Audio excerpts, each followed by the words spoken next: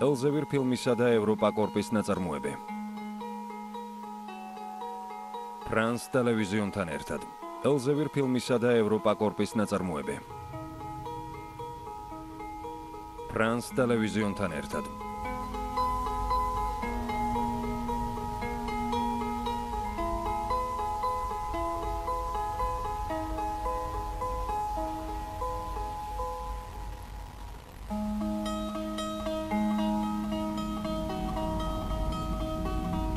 ფოტოგრაფია გავხდი კენიაში. რიფების ხეობასთან ახლოს ვიყავი, უსასრულო დერეფანთან. რომელიც აღმოსავლეთ აფრიკას შუაზე ყოფს. იქ ლუსის ნარჩენები აღმოაჩინეს ჩვენი ძველი წინაპრის. 3 მილიონი წლის წინ ცხოვრობდა. 30 წლის გავხდი. მეგონა ჩვენი წარმომავლობის დასაწყისში აღმოჩნდი.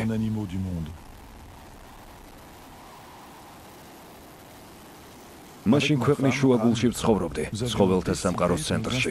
მე და ჩემმა ცოლმა, ანამ, მაასეიმარას ეროვნულ პარკში დარჩენა გადავწყვიტეთ.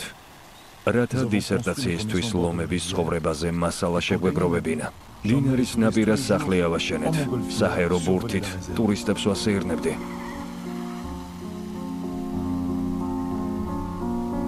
ლომებთან 3 წელი გავატარეთ. მაშინ მხოლოდ ეს მაინტერესებდა, მაგრამ ძალიან მალე ფურცელი და გალამი კამერით შევცვალე. ტექსტებისგან განსხვავებით ფოტოები სულ სხვაგვარ ინფორმაციას გვაწვდის. მინდოდა მეცნიერი გამხდარიყავი და ფოტოგრაფი გამოვედი.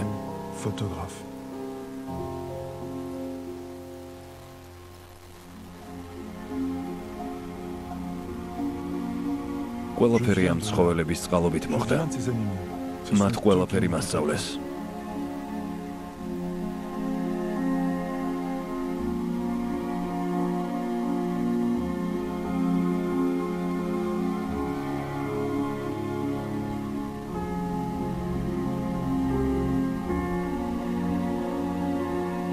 საჰაერო ბურთიდან გადაღებას მივეჩვია. ნელი სიჩქარით ფრენას საშუალებას გაძლევს საჭირო ობიექტი აერჩიო და მიუახლოვდე. შემდეგ ისევნელა ახვიდე.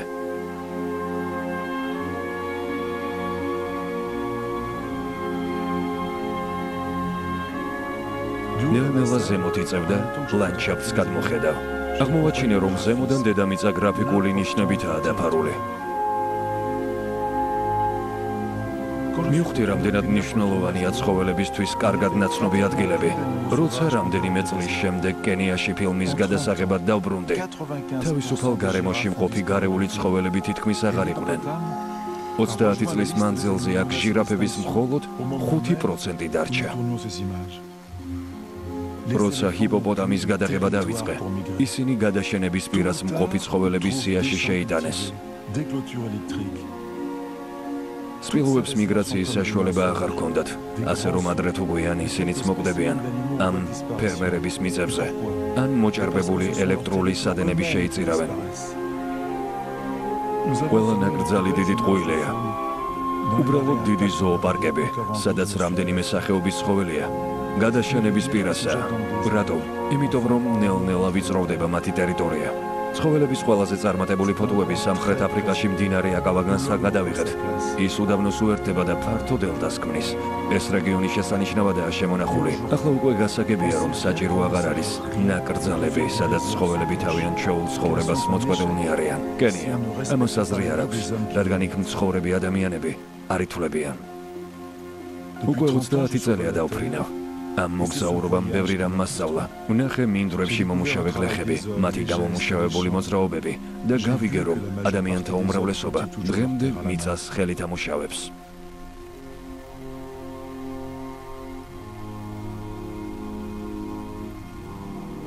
კენიას ჩაის პლანტაციები, საოცარი ფერთაგანა. ზემოდან მგონია, რომ დახატულია. აი რა მიყვარს და ამას ყოველთვის მოვზებნი.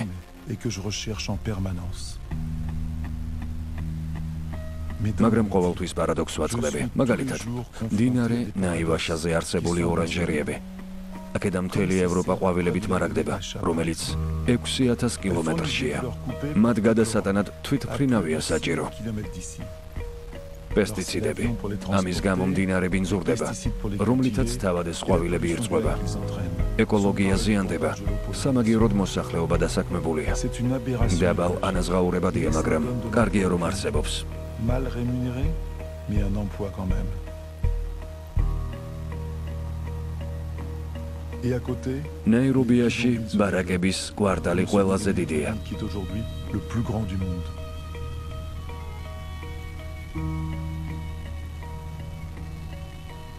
როცა ქვეყანას ვტოვებდი, ვერასოდეს ვიფიქრებდი, რომ ქალაქებსა და ადამიანებს გადავიღებდი. მაგრამ ჩვენს დროში ბუნებისადმი ინტერესი ადამიანებისადმი ინტერესს გულისხმობს და მათ ზემოქმედებას პლანეტაზე. ტანზანია. ტანზანიაში საზღვართან ამ ვულკანების გადაღება მომინდა. ვულკან ლინგაიდან ამოსული მსხვილი კვამლი ჩვენი დედამიწის დაბადებას ასახავს. კილიმანჯაროს მთა მაშინვე ვერ ვიცანი, რადგან მუდამ თოვლითა და ყინულით დაფარული მთები აღარ დახვდა. ეს კლიმატის ცვლილების მომასწავებელია, რაც ადამიანების ზემოქმედების ბრალია. კენიაში ის ვნახე, რაც ჩემთვის მნიშვნელოვანია. ბიოლოგიური მრავალფეროვნების დანაკლისი, სოფლის მეურნეობის გლობალიზაცია, მოსახლეობის ზრდა და გაღარიბება, კლიმატის ცვლილება. და პირველ რიგში ამ სამყაროს სილამაზე, ამ ცვლილებათა ნიშნები დედამიწის ყველა ქვეყანაში ვნახე. წლების მანძილზე ვფიქრობდი და მომინდა გამეზიარებინა ჩემი აზრები. აი რატომ დავბრუნდი ამ ქვეყნებში და გადავიღე ფილმი სახლი. სახლი, მოგზაურობის ისტორია, ნაწილი პირველი. ჟან არტუს ბერტრანდის დოკუმენტური ფილმი. ეს ჩემი პირველი ფილმია. ძალიან ბევრს ვიღებდი, მაგრამ მეტი რამის ჩვენება მინდა. ისლანდია. ისლანდიით დავიწყოთ. მისმა პეიზაჟებმა დამატყუება. ასე მგონია ხელშეუხებელ სილამაზეს უყურებ. ეს ადგილი ჩვენს პლანეტაზე ყველაზე ძველი ადგილია. მისი ზედაპირი პირველ ყოფილ არაორგანულ მდგომარეობაშია. ნიადაგი ჩამოყალიბებული არ არის. მასალის ფერზე, სტრუქტურაზე, მოხაზულობასა და მრავალფეროვნებაზე ისევ გეოგრაფიულ ნიმუშებსა და საქმეებს ვეძებდი.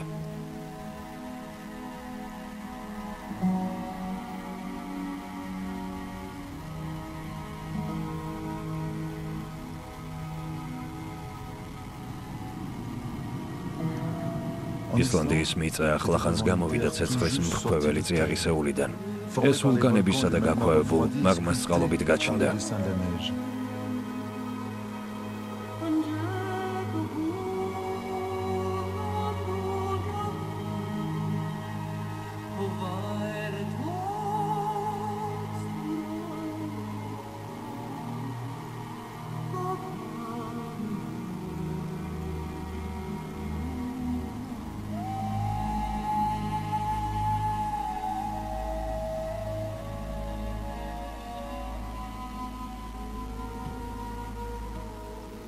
თითქოს თოვლმა და ყინულმა ქანდაკებები გამოძერწა.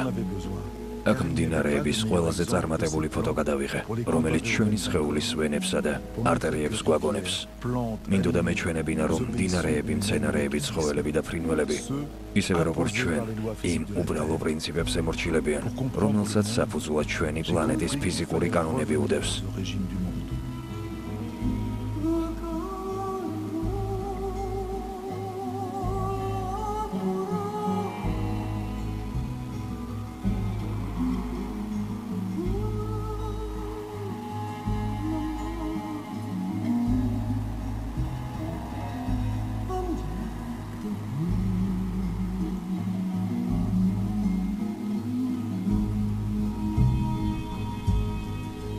ეს სამყარო რომ შეიცნო, მის პირვანდელ წყაროებს უნდა დაუბრუნდა. ყველაზე მთავარი ჩემს საქმეში სილამაზის დანახვაა. ის გეძახის მოქმედებისკენ გიბიძგებს. ეს საყინულე ჩემს გონებაში აღიბეჭდა, როგორც ცოცხალი სურათი. როცა მიუახლოვდი, თვალებს არ დაუჯერა. ვულკანური ფერფლით იყო დაფარული. ფერფლმა რელიეფურად გააფორმა ყინულის ზედაპირი.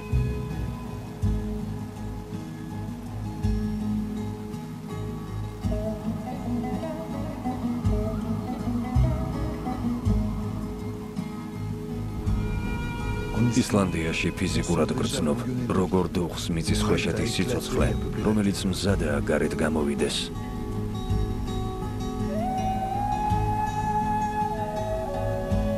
Dans ce pays, გარეთ გამოვიდეს და სამყარო დაიპყროს. აქ ისლანდიის ველური ბუნების დაფიქსირება შევძელით, რომლის რესურსებს მოსახლეობა გონივრულად იყენებს. მთელი ქვეყანა სითბოსა და ელექტროობას ენერგიის ძლიერი წყაროდან იღებს, რომელიც მიწისქვეშაა განთავსებული.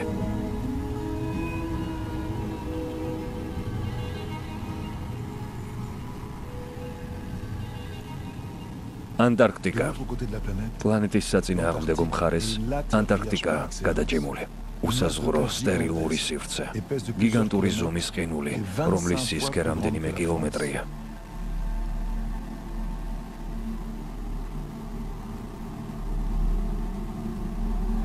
avec les საფრანგეთზე 25-ჯერ მეტია მისი ფართობი ყინულით. ჩრდილოეთ პოლუსის ყინულთან ერთად ანტარქტიკა დედამიწის კლიმატის ცვალებადობას ათანაბრებს. ამ კონტინენტზე ადამიანებმა ვერასოდეს შეძლეს დასახლება. place d'en haut.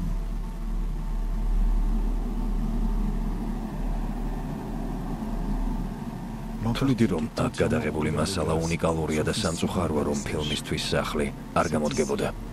ანტარქტიკა ყინულით მხოლოდ ერთ ადგილას არ არის დაფარული.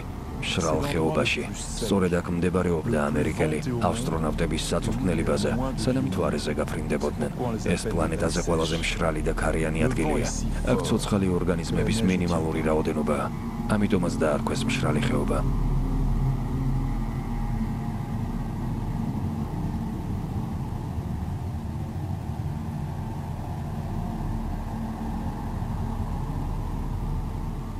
აქ ისეთი ძლიერი ქარი ქრის, რომ დედამიწის ზედაპირზე თოვლი არ ჩერდება. დიდი ხანი ითვლებოდა, რომ ანტარქტიდაში ყინული არ დნებოდა. მაგრამ ყველაფერი შეიცვალა. აქაც კი შეიმჩნევა კლიმატური ცვლილებები. ყინულის მდელოებით დაფარული პოლუსი, რომელიც თვალუწვდენელ საყინულეს იცავს, ნელ-ნელა მოძრაობაში მოდის. უკვე ვიცით ეს რატომ ხდება. ჩინეთის სახალხო რესპუბლიკა. მაგალითად ჩინეთში ყოველ კვირას ორ ელექტროსადგურს ხსნიან, რომელიც ნახშირზე მუშაობს. ჩინეთი მსოფლიოში პირველ ადგილზეა ატმოსფეროში მომწავლელი გაზების გამოყოფის შედეგად, რომელიც ოზონის ფენას არღვევს. მაგრამ ჩინეთი მსოფლიო ვაჭრობის ნაყოფია და მისი ზრდისკენ მიდრეკილება საოცარ შთაბეჭდილებას ქმნის. მისი ყველაზე მრავალრიცხოვანი მოსახლეობა კი მსოფლიო წარმოების ძრავას უშვებს. შანხაიში მსოფლიოს ყველა კუთხიდან მილიონობით ტონა ნედლეული შემოაქვთ.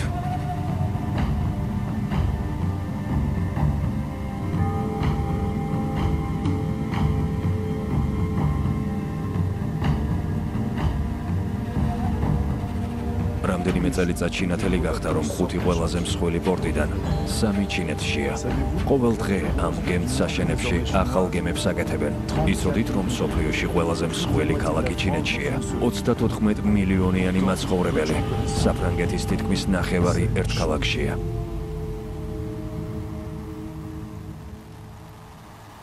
თუმცა ცოტა თუ იცის რა ქვია. მას ჩუნცინს უწოდებენ. როცა ამას ზემოდან ვიღებდი, თვალებს არ ვუჯერებდი. ჩინეთში შეუძლიათ გზა ჩაკეტონ, რათა სიმინდი გააშრონ.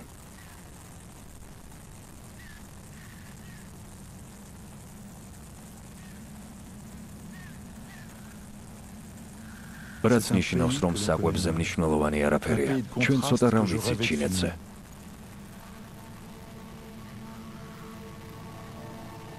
ეს კონტრასტების ქვეყანა.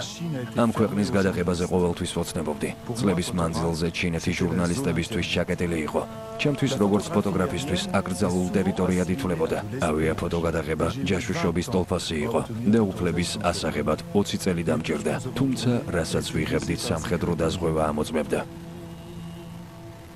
იშვიათი პრივილეგიაა ჩინურ კედელს გადაუფრინო. ეს მსოფლიოს ყველაზე მსხვილი ნაგებობაა, რომელიც 8800 კილომეტრზეა გადაჭიმული. შედარებისთვის ეს საფრანგეთიდან სან-ფრანცისკომდე გადაჭიმული მანძილია. ჩინელები ამ კედელს 2000 წლის განმავლობაში აშენებდნენ, მაგრამ როცა ვუყურებ, არ შემიძლია იმ 10 მილიონ ადამიანზე არ ვიფიქრო, ვინც მის მშენებლობას შეეწირა. 10 მილიონი. დიახ, 10 მილიონი. მართლაც დიდებული ნაგებობაა, მაგრამ ამავდროულად მსოფლიოში ყველაზე დიდ სასაფლაოს წარმოადგენს.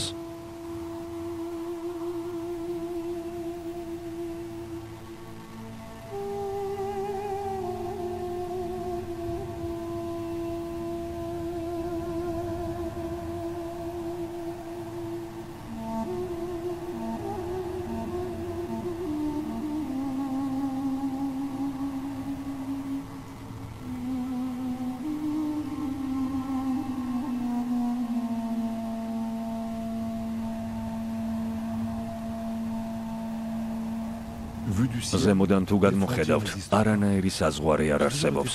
სამხრეთ კორეა. ყოველთვის მოუწევდა კედლები, რომლებსაც ჩვენ ვაგებთ, მაგალითად ამ ტყეში თითქმის გაუვალი საზღვარი იმალება. ეს დემილიტარიზებული ზონაა. უკვე 50 წელია სამხრეთ და ჩრდილოეთ კორეას ყოფს. ის კამერით არასოდეს გადაუღიათ. სამხედრო დაზვერვამ გადაღებული მასალის 70% ჩამოგვართვა. 240 კილომეტრიანი ეკლიანი მავთული, ყველა პოსტი დანაღმულია. ათასობით ჯარისკაცი კი დღე და ღამიცავს.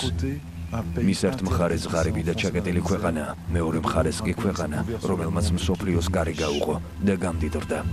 მილიონი ჩრდილოეთ კორეელი ოცნებობს ეკონომიკურ სასწაულზე საზღვრის მეორე მხარეს და უნდათ რომ თავიანთ ოჯახებს შეუერთდნენ. ვნახე რამდენ გემს აწარმოებენ. ეს მსოფლიოში ყველაზე მსხვილი გემთსაშენია.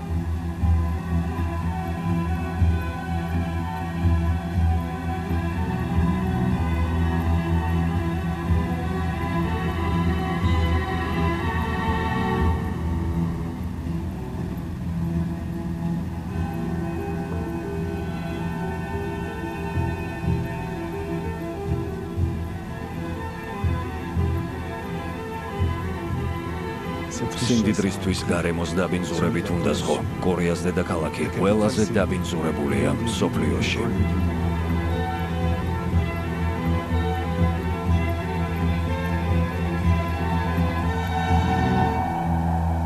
ნეპალი. ვინ იფიქრებდა, რომ ამას ნეპალშიც წავაწყდებოდით? ყველაზე მაღალ მთებში, სადაც ჰაერი სუფთა უნდა იყოს. სანამ ვიღებდით, მეცნიერებმა დაამტკიცეს, რომ ჰიმალაის მთებში ჰაერი ისეთივე დაბინძურებულია, როგორც ჩვენს ქალაქებში. ამ ფენომენის მიზეზი ატმოსფერული ჰაერის ნაკადებია, რომელსაც მთები აკავებს, მაგრამ ყველაზე მაღალი მწვერვალების გადაღება ვერ შევძელით.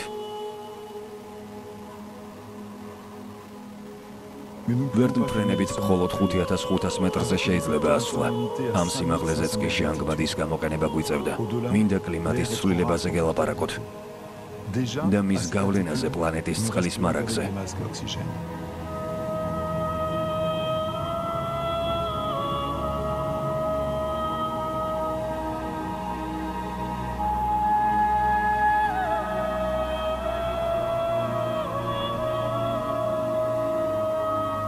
მეცნიერები თვლიან, რომ 2035 წლამდე ყინულის დიდი ნაწილი შეიძლება გაქრეს. ანუ 25 წლის შემდეგ ეს დაუჯერებლად გეჩვენებათ, რადგან აზიის მსხვილი მდინარეების წყაროდ ითვლება. მასზეა დამოკიდებული თითქმის 2 მილიონი ადამიანის სიცოცხლე, რომელთაც წყალი მინდვრების მოსარწყავად სჭირდებათ. ნეპალში პირველად 15 წლის წინ ჩამოვედი. მაშინ ამაზე ლაპარაკიც კი არ იყო.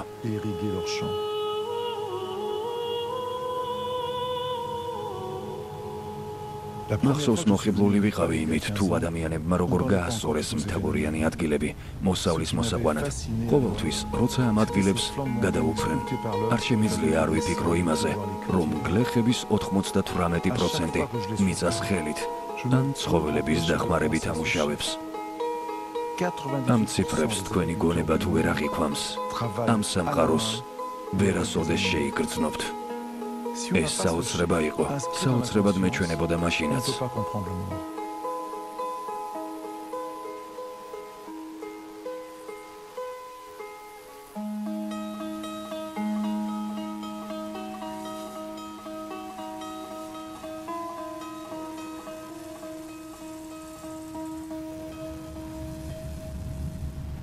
ინდუეთი. როცა ინდუეთში ჩამოვედი, მინდოდა მეჩვენებინა, რომ კატასტროფა უკვე ახლოსაა და წყლის რაოდენობა შემცირდა.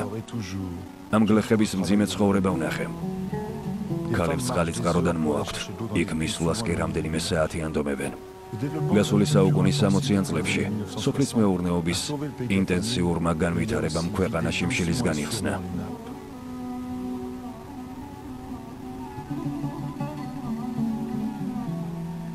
წყლის ამოსაღებად ყოველ წელს უფრო ღრმა ჭას თხრიდნენ. როცა ჭაშრება ორმოებს თხრიან, რომ წვიმის წყალი მოაგროვონ.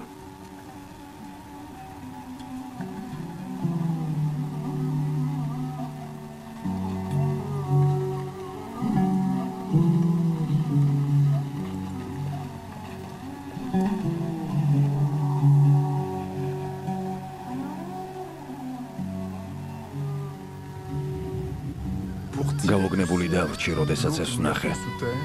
ვნახე თუ როგორ ხდება ეს. ყურადღება მიაქციეთ წყალსაცავის ზომას. ახლა შეხედეთ, ვინ თხრის.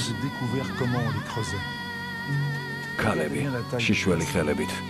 ჩვენ სამყაროში უბრალოდ დაგვავიწყდა რამდენად მნიშვნელოვანია წყალი.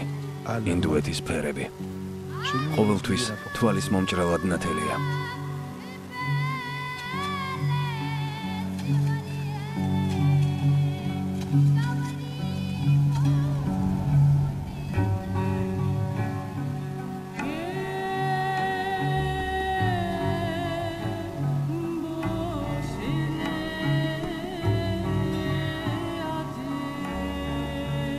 ეს ფერები ყველასთვის, ყოველთვის თვალის მომჭრელად გამოიყურება. რაჯასტანის ბამბის ნაწარმი, სახებავები.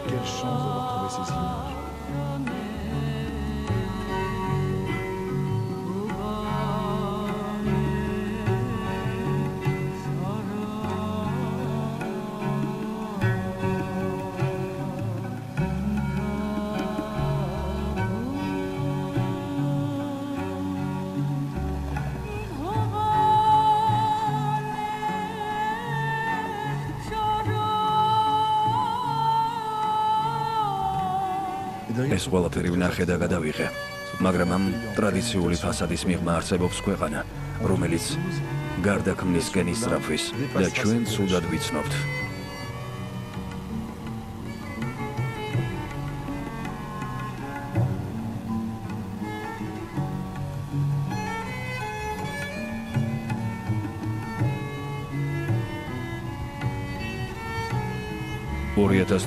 წლისთვის მოსახლეობის რაოდენობა ჩინეთზე მეტი იყო. მომბეი მსოფლიოში ერთ-ერთი მსხვილი ქალაქია. აქ საფონდო ბირჟებია განვითარებული ყველაზე ძლიერი მსოფლიოში. უფრო და უფრო მეტი ფული, უფრო და უფრო მეტი ადამიანი და ნაკლები წყალი.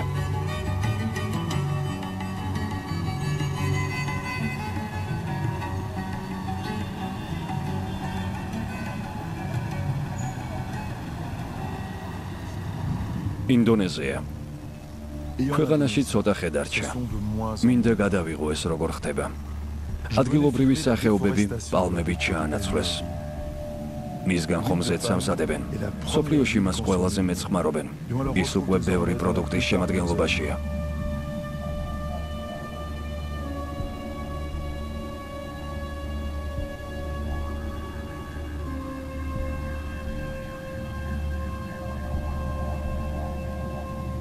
ვიცოდი, რომ რაღაც ექსტრაორდინალურს ვნახავდი, მაგრამ ამას არ ველოდი.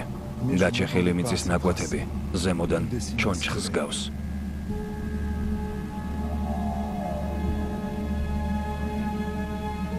ერთ მუშას ვესაუბრე იმაზე, რომ ქვეყანაში დღეები ქრება. ორანგუტანგები იღუპებიან. მან მითხრა, თქვენთვის იოლია ამის განსჯა, როცა ვერთ ფრენჩიზი ხართ. მე კი მთელი დღე ტრაქტორს მართავ, ოჯახი უნდა ვარჩინო.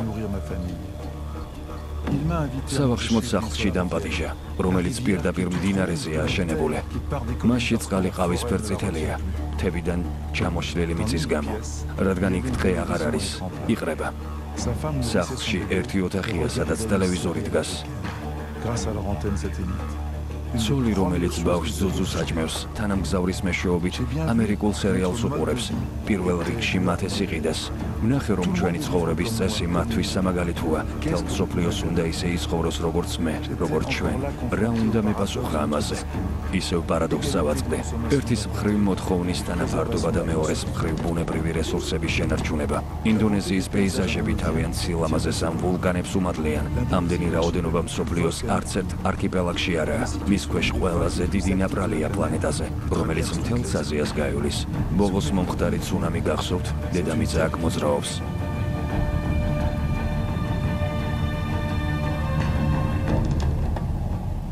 აქ მხოლოდ მიწისძვრები არაა საშიში, არამედ სხვა კატასტროფები. ეს ვულკანი 2006 წელს გამოჩნდა. მას შემოკლებით ლიუსის ეძახიან. ლუ ნიშნავს ჭუჭყს, სი ქალაქ, სიდარჯოს სახელია, რომლის ახლოსაც გამოჩნდა. ვულკანი გააქტიურდა და ქალაქისკენ ჭუჭყის ნაკადი დაიძრა. როცა ჭაბურღილს თხრიდნენ, გაზის მოსაპოვებლად მიწისქვეშა ფენა დაზიანდა და ჯიბე გაიხსნა, სადაც დიდი წნეხის შედეგად გრუნტის წყლები შევიწროვდა და გარეთ გამოვიდა. 2 წლის მანძილზე სანამ ფილმს ვიღებდით, ვულკანისგან ირგვლივ მყოფი ყველა ქალაქი დაზიანდა. არავინ იცის ჭუჭყის ტალღები როდის შეწყდება და როგორ შეაჩერო.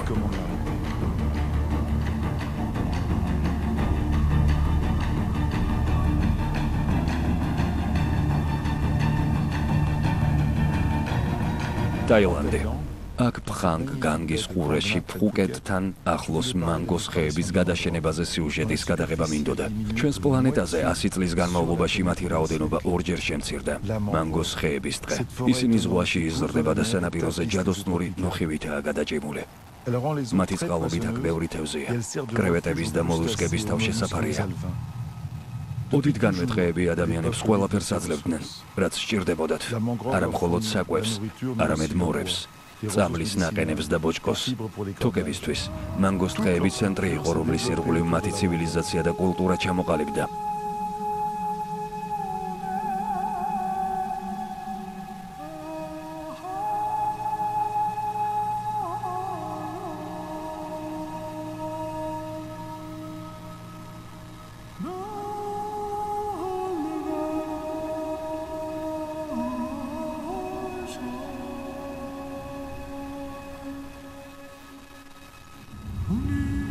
ბოლო 25 წლის მანძილზე წყლის სიჭარბის გამო კრევეტების ინდუსტრია განვითარდა.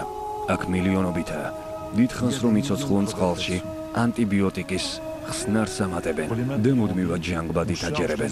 გაწმენდის პროცესი გარემოს სულ უფრო აბინძურებს.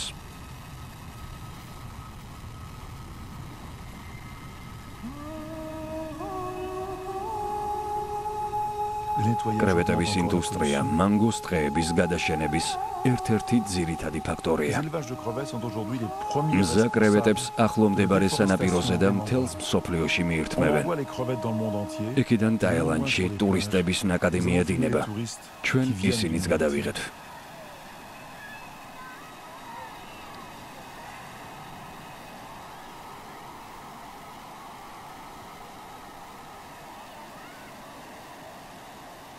კოსტა-რიკა.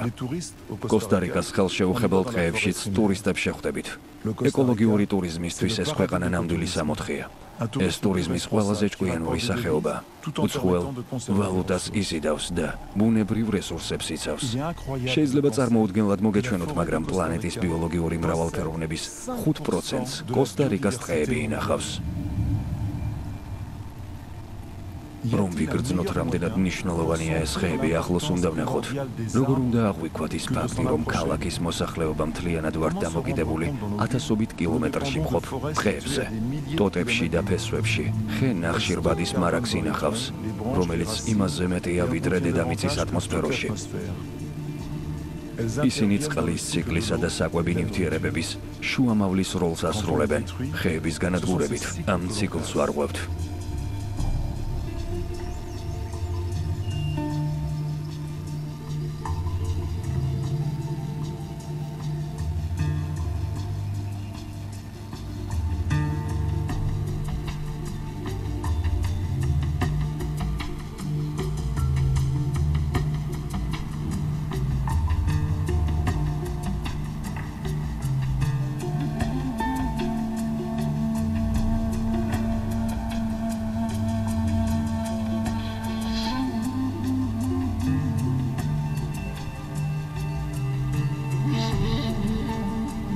გადავწყვიტე კოსტა-რიკაზე ფილმი გადავიღო, რადგან ამ ქვეყანამ მიუხედავად სიღარიბისა, განვითარების სხვა გზა აირჩია.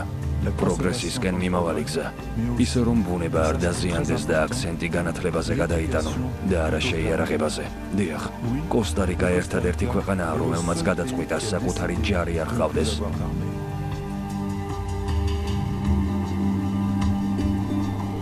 მის უტოპიური იდეალებს არავინ იზიარებს. ამერიკის შეერთებული შტატები. ეს ბუმდამშენები ტაქსენში უკვე გადავიღე, არიზონა შტატში. უდაბნოში თავიანთ დროს ელოდებიან. ვიზუალურად საინტერესო ობიექტები არიან, თუმცა უსახურები. როგორ უნდა იპოვოს სილამაზე ამ რკინის სიკვდილის შიტებში? ალბერტ გორმა თქვა, რომ ერაყის ომში დახარჯული ფულით შეეძლოთ ამერიკის ყოველი სახლის სახურავზე მზის ბატარეები დაემონტაჟებინათ. ამერიკის თავზე გადაფრენა სიმდიდრის შთაბეჭდილებას ქმნის.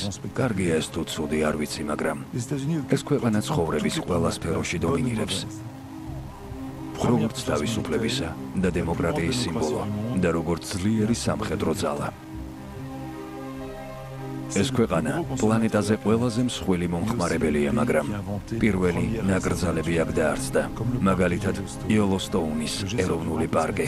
დიდი პრაგმატული წყარო მართლაც შესანიშნავი ადგილია აეროფოტო გადაღებისთვის, რადგან ეს საოცარი ფერები მხოლოდ ზემოდან ჩანს.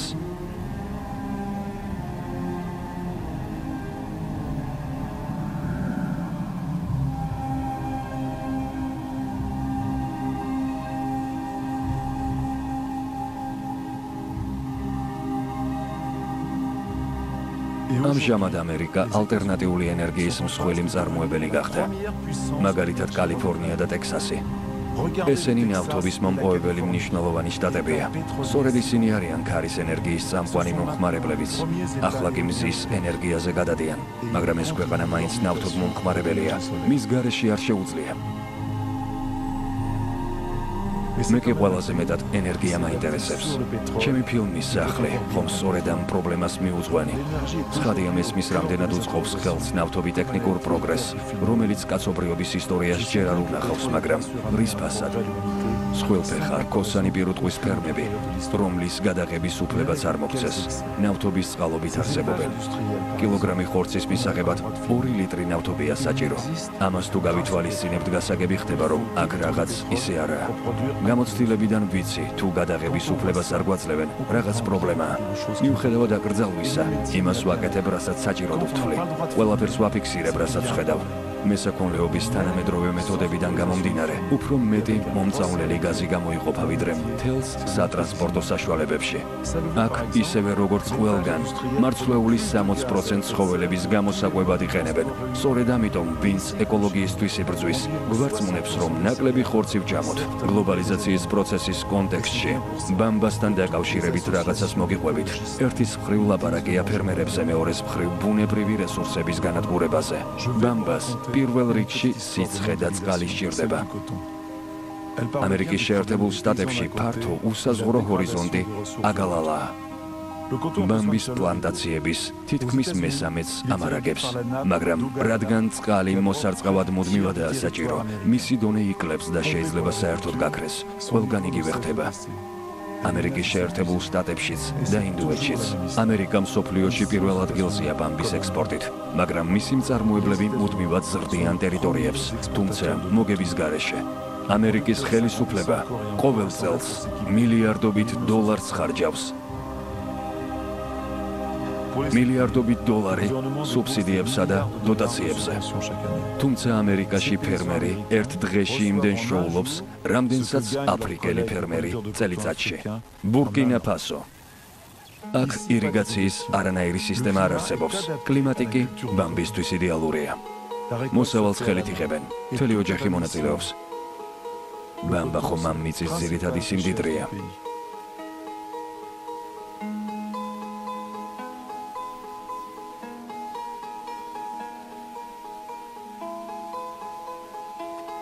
სოფლიო ბაზარს, როგორც ხელით მოგროვებული ბამბა მიეწოდება, ისე ამერიკის შეერთებული შტატების ბამბა, რომელსაც სახელმწიფოს მხარდაჭერით იღებენ და იგივე ფასად ყიდიან. თუმცა აფრიკული ბამბის წარმოებას 2000 ჯერ მეტი სამუშაო დრო სჭირდება.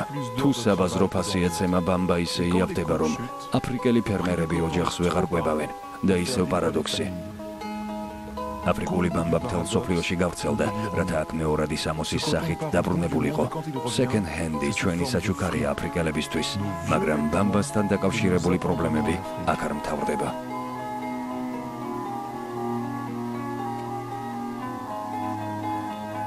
კიდევ ერთი ბამბის მწარმოებელი ქვეყანა. ყაზახეთი. ხელფასი აქ ძალიან დაბალია. ამიტომ მოსავლის აკრეფვის დროს სკოლებს ხურავენ, რომ ბავშვები მშობლებს დაეხმარონ. აქ ირიგაციის ფართო სისტემაა საჭირო. ყაზახეთიც, ისევე როგორც ბამბის სხვა მწარმოებელი ქვეყნებიც, წარმოების იგივე მეთოდს იყენებს.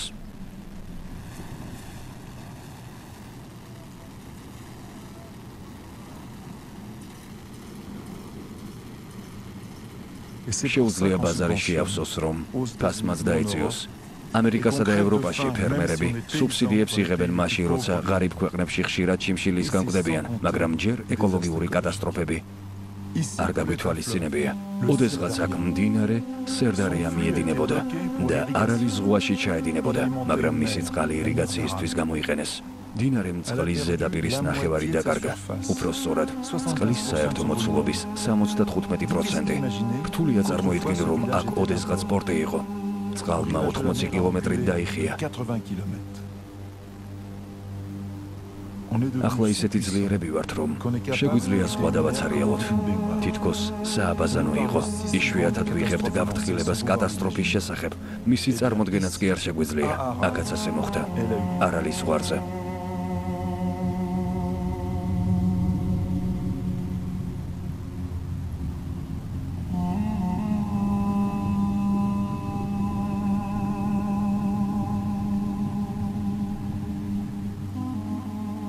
ოთხი წლის წინ ყაზახეთის ხელისუფლებამ საერთაშორისო ორგანიზაციების ფულით მდინარესა და ზღვაში წყლის დონე აღადგინა და ყველაზე ვიწრო ადგილას კაშხალი ააშენა. წყალი ბრუნდება და მასთან ერთად თევზი. თან იმაზე სწრაფად, ვიდრე მეცნიერებს ეგონათ, ბუნების აღმდგენითი მეთოდები გამოუგნებელია.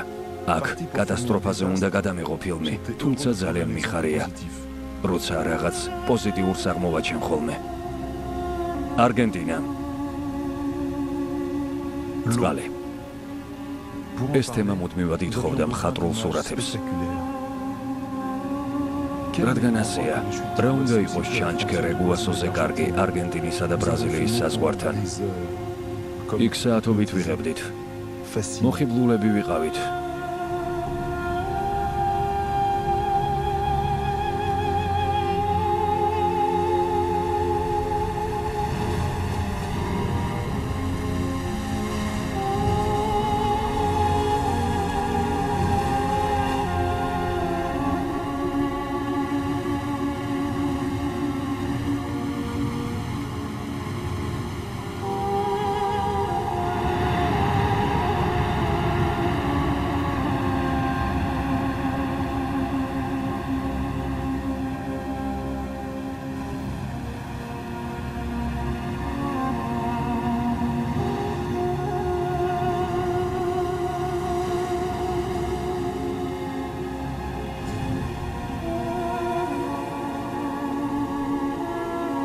ჩანჩქერი ჩრდილო-აღმოსავლეთის წყლებით საზრდოობს. აქ 275 ჩანჩქერია.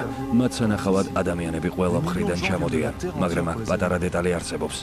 ადგილობრივ მდიდრულ სასტუმროებში წყლის გასაწმენდი მოწყობილობები არაა. ის პირდაპირ მდინარეში, ნაკრძალის ცენტრში ხვდება. თუმცა მსოფლიო მემკვიდრეობის ობიექტად ითვლება. ბრაზილია. კიდევ ერთი პარადოქსი. ბრაზილიაში ის ადგილი გადავიხეთ, სადაც მდინარე ამაზონი იღებს სათავეს. მარცხნივ მდინარე სელიმოესი მოედინება. მარჯვნივ რიუ-ნეგრო. სელიმოესში წყალი მოწითალოა, ნიადაგის ჭარბი წიაღისეულის გამო. რიუ-ნეგროში კი დამპალი ბოსტნეულის ნარჩენების დიდი რაოდენობაა და წყალი შავია. ამ მდინარეების წყალი რამდენიმე კილომეტრის მანძილზე საერთო კალაპოტში შეურევლად მიედინებიან და ამაზონს ქმნიან.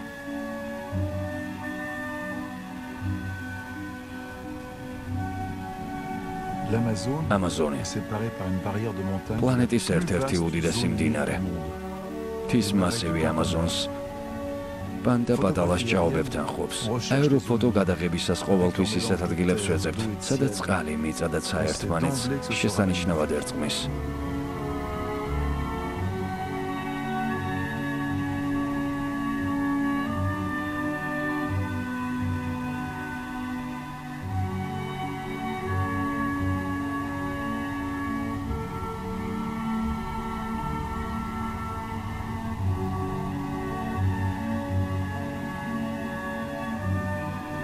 თავიდანვე ვიცოდით, რომ ბრწყინვალე სანახაობა იქნებოდა. ცოტამ თუ იცის ჭაობების მნიშვნელობა ეკოლოგიისთვის, მათ ჩვენი ფილტვების ფორმა აქვთ და მსგავსი ფუნქცია აკისტრიათ. მცენარეებით დაფარული კუნძულები გასაფილტვ სექციას წააგავს, მათ შორის არხები სისხლძარღვებს გავს. თავისი სტრუქტურითა და ქმედებებით ისინი ჩვენი ფილტვების მსგავსია, ფილტრავენ და ასუფთავებენ. თელს დედამიწაზე სიცოცხლის ერთობლიობას ვხედავ. აეროფოტო გადაღებისას საოცარ სურათებს ვიღებთ, რომელიც მიკროსკოპის ქვეშ მყოფ ობიექტებს გავს. ერთი და იგივე მოტივები უსასრულოდ დიდ და უსასრულოდ მცირე ზომებში. რუსეთი. ციმბირის პეიზაჟები პანტა ნატაოს გვაგონებს, თუმცა სულ სხვანაირია და მხოლოდ იმიტომ, რომ წყლის ქვეშ ყინულია. გაყინული ნიადაგი არასოდეს ლღვება. ამას მარად გაყინულობას ეძახიან, მაგრამ თუ დადნა მეთანი გათავისუფლდება, რომელიც 23-ჯერ ძლიერია მოქმედებით ვიდრე CO2. მეცნიერები შიშობენ, რომ გლობალური დათბობა სწორედ აქედანაა მოსალოდნელი.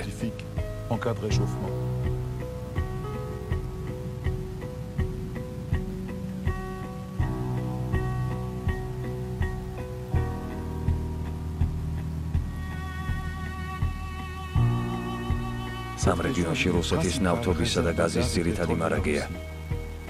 ზემოდან კარგად ჩანს გაზის საბადოები, საიდანაც მისი გარკვეული ნაწილი ევროპაში გადის. აქედან ჩემს სახლამდე რამდენიმე 1000 კილომეტრია და გაზსადენების მილების შემხედვარი ვფიქრობ, ვინ იცის იქნებ ეს გაზი სწორედ იქ მიდის.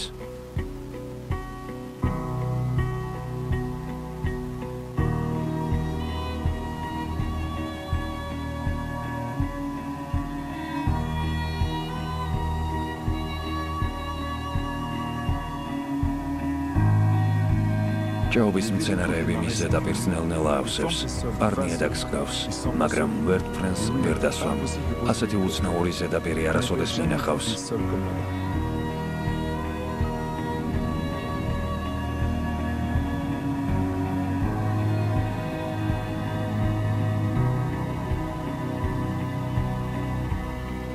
ციმბირი მსოფლიოში ტემპერატურის ცვალებადობის ერთ-ერთი ძლიერი რეგიონია. ზაფხულში +40 გრადუსია და ზამთარში -40. ასეთი დაბალი იყო, როცა ბაიკალის ტბას ვიღებდით. რა საოცარი სანახაობაა.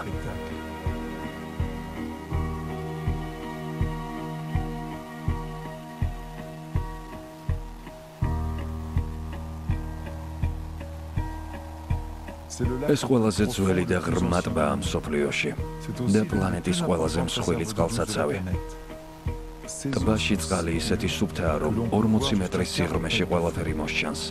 ზამთარში ტემპერატურის ცვალებადობის გამო ყინულის კლდება, ისევ იყინება და საოცარი ფორმები ჩნდება. ისინი ტბის ზედაპირს ფარავს. აქ პირველად ვარ. საოცარი სანახაობაა. თითქოს პოლაკის შავ-თეთრ სურათს ვუყურებ.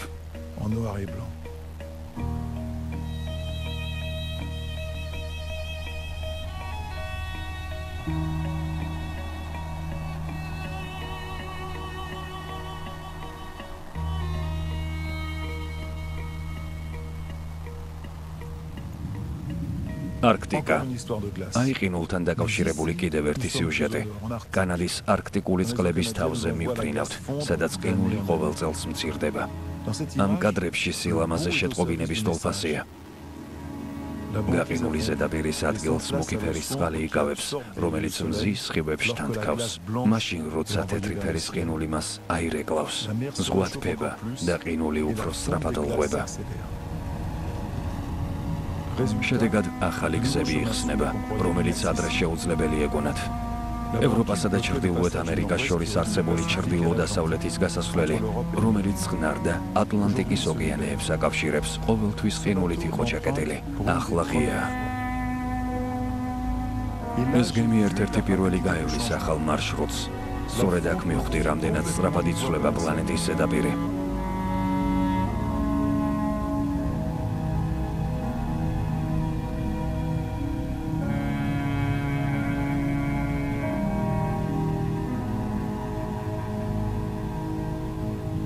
არქტიკული ყინულების დნობა სავაჭრო გემების მარშრუტს ცვლის. ამერიკის კლიმატურ ცვლილებებს უკვე წააწყდნენ.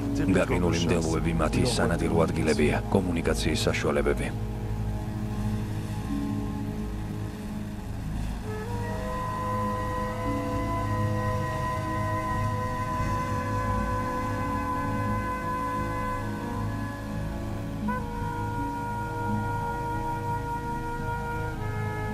კარგად გვესმის ის სირთულეები, რომელსაც ადამიანები ყინულის დნობასთან ერთად წააწყდებიან. მათ გადაადგილების ახალი მეთოდების ათვისება მოუწევთ. მაგალითად, კატერისა და სკუტერის სიმბიოზი. გრენლანდია. 20 წლის წინ გრენლანდია უკვე გადავიღე. საოცარია, მაგრამ აქ მდინარეები უფრო უხვი და რაოდენობრივად ბევრი გახდა. მსხვილი გარდატეხის ეპოქაში ვცხოვრობთ. ამას ვგრძნობ.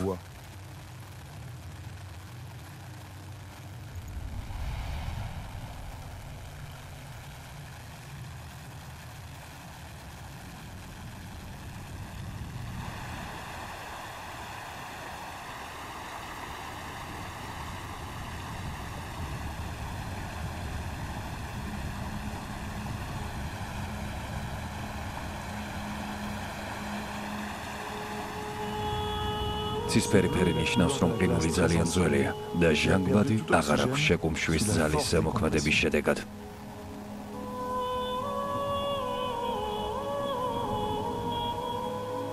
გრენლანდიის წყალში მოცურავე აისბერგი იმდენია, რომ ზოგჯერ პორტის მისასვლელებს კეტავს.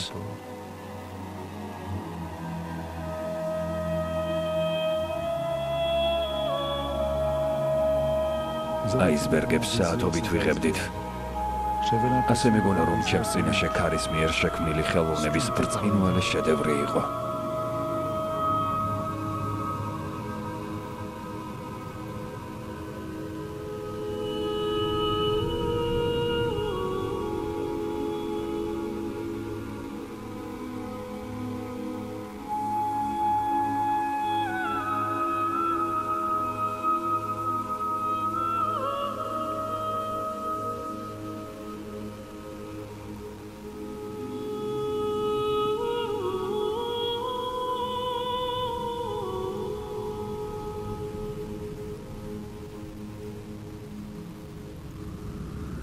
კანადა, ჩრდილოეთის საზღვარი, აუჩქარებლობის სივრცე.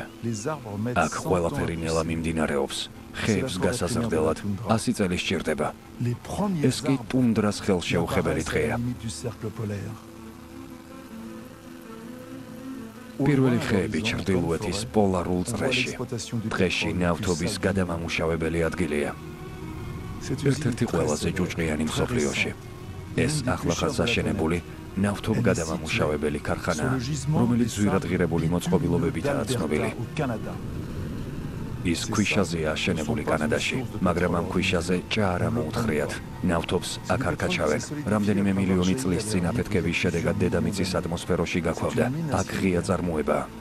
ეს უზარმაზარი მანქანები 24 საათის განმავლობაში გადაადგილდებიან დასვენების გარეშე ზამთარ ზაფხულს. მაშინ ჩერდებიან, როცა მსოფლიო ბაზარზე ფასი ეცემა და მოპოვება არახელსაყრელი ხდება. ადგილობრივი ეკოლოგები ამ ტერიტორიას უბედურების ზონას უწოდებენ. რატომ? საქმე ის არის, რომ მოპოვების დროს ჰაერში, წყალსა და ნიადაგში მომწავლელი ნივთიერებები ხვდება. სიცოცხლისთვის საშიში ნავთობის ნარჩენები ქვიშაში რჩება, მაგრამ საღამოს იქაურობა ნათდება და გონია, რომ ირგვლივ ოქროა. თუმცა აქ ისევ პარადოქსს ვაწყდებით. საოცრად გამოიყურება, მაგრამ სინამდვილეში საწამლავია.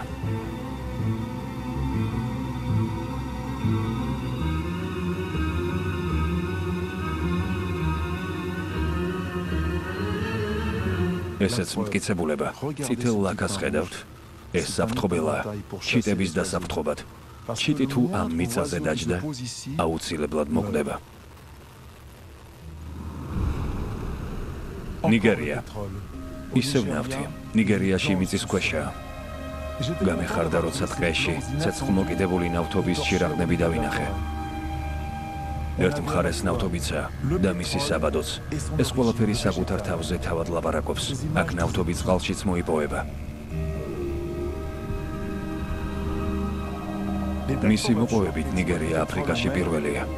იქ ბევრი საბადოა, თუმცა პლანეტაზე ერთ-ერთი ღარიბი ქვეყანაა. მინდოდა მეჩვენებინა, რომ ზოგჯერ ნავთობი შეიძლება წყევლად გვექცეს. როგორც შეიძლება ამდენი სიმდიდრის მფლობელი ქვეყანა ასეთ სიღარიბემდე მისულიყო? როცა გადაღებას იწყებ, რაღაც უნდა დაგეგმო, მაგრამ მოულოდნელად შენს წინაშე მზა ხედი იშლება. თითქოს გელოდებოდა კიდეც. ის ყველაფერზე საუბრობს. წინა ხაზზე მოსახლეობა უკიდურესი ღარიბეშია, უკან კი ქვეყნის ბუნებრივი სიმდიდრეა. რაც აქედან გააქვთ. 150 მილიონიანი მოსახლეობა არაფრის გარეშე რჩება. რა გასაკვირია, რომ აქ მუდმივად პარტიზანული ომია. ამ ქვეყანაში სიმდიდრეს არ ანაწილებენ. ასე გაჩნდა ლაგოსი, მისი დედაქალაქი. ეს მსოფლიოში ყველაზე მზარდი მეგაპოლისია.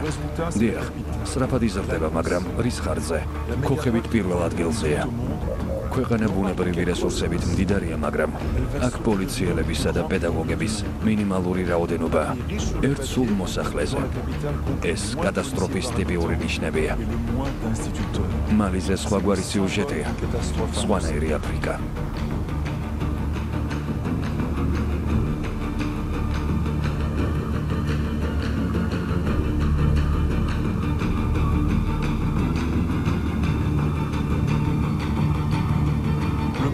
მალე მიყვარს ეს ადგილი. აქაურობის გადაღება ადგილობრივი ადამიანებისა და პეიზაჟების სილამაზის გამო. მენდიაგარას პლატოს თავზე მოფრინავთ. დაგონების მიწაზე. შეიძლება 64-ის ბაღს გავს, მაგრამ ასე არა. აქ ცხოვრების მკაცრი პირობებია. თანამედროვეობის არანაირი ნიშანი არ არსებობს. მძიმე და დამღლელი შრომა. წყლის მოსატანად რამდენიმე საათი უნდა იარო. ქალები ისეთი დაკავებულები არიან, რომ ჩვენი ვერტფრენი ვერც კი შენიშნეს.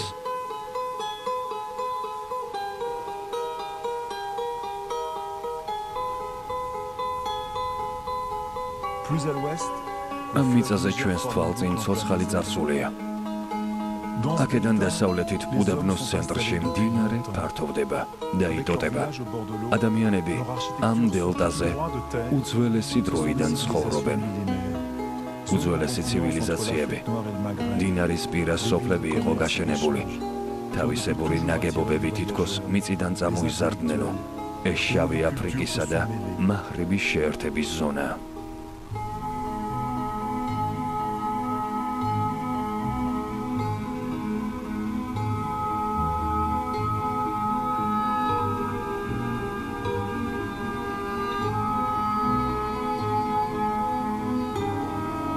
აქ კულტურების შერწყმა ხდებოდა.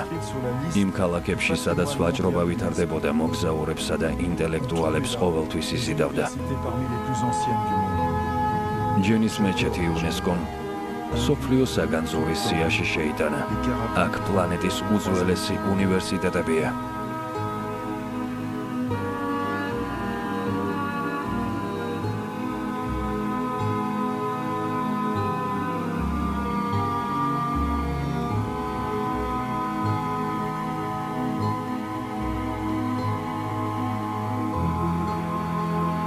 მიყვარს ადგილობრივი ხალხი. ოდითგანვე აქედან კურს იღებდა. აკლემების ქარავანი ცურავდნენ ნავები. მეთევზეები თავიანთ ნავებს ისე მართავენ, როგორც ადრე.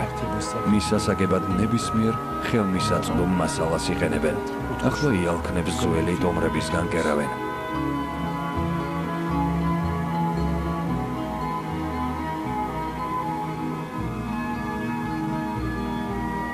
ადრე ადგილობრივი პაპირუსის ბოჭკოსგან შექმნილი ქსოვილები იყო. შინაური პირუტყვი ყოველთვის იქ არის, სადაც პატრონია. აქ ეს ძირითადი სიმდიდრეა, რასაც თქვენ ხედავთ 2 წლის წინ გადავიღე. ახლა ამ მიწაზე ისევ დავბრუნდი. ნანახმა ძალიან შემაშინა. აქ გვალვა იყო, ამას ხანგრძლივი წვიმა მოჰყვა. ცხოველების ნახევარი გაწყდა.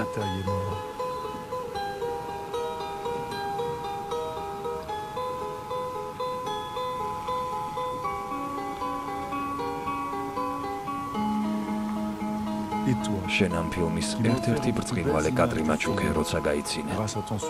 შენზე ვღელავ. მინდა გითხრა, რომ მიყვარ ხარ. ჯერ კიდევ არ იცი, რომ ჩვენ ერთი დიდი ოჯახის ნაწილი ვართ.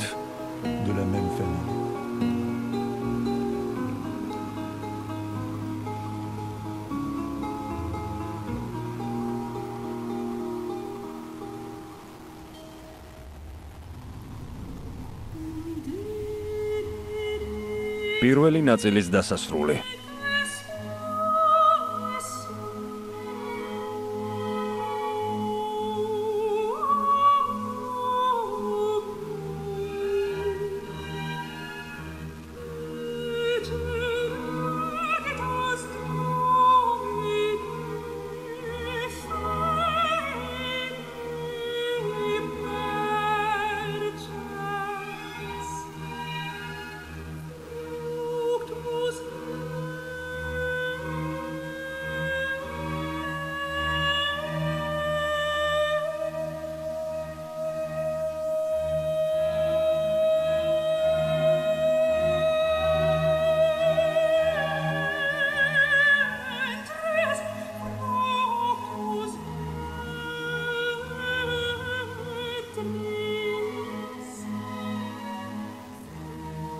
ფილმი გახმოვანებულია სტუდია ბრაო რეკორდსის მიერ.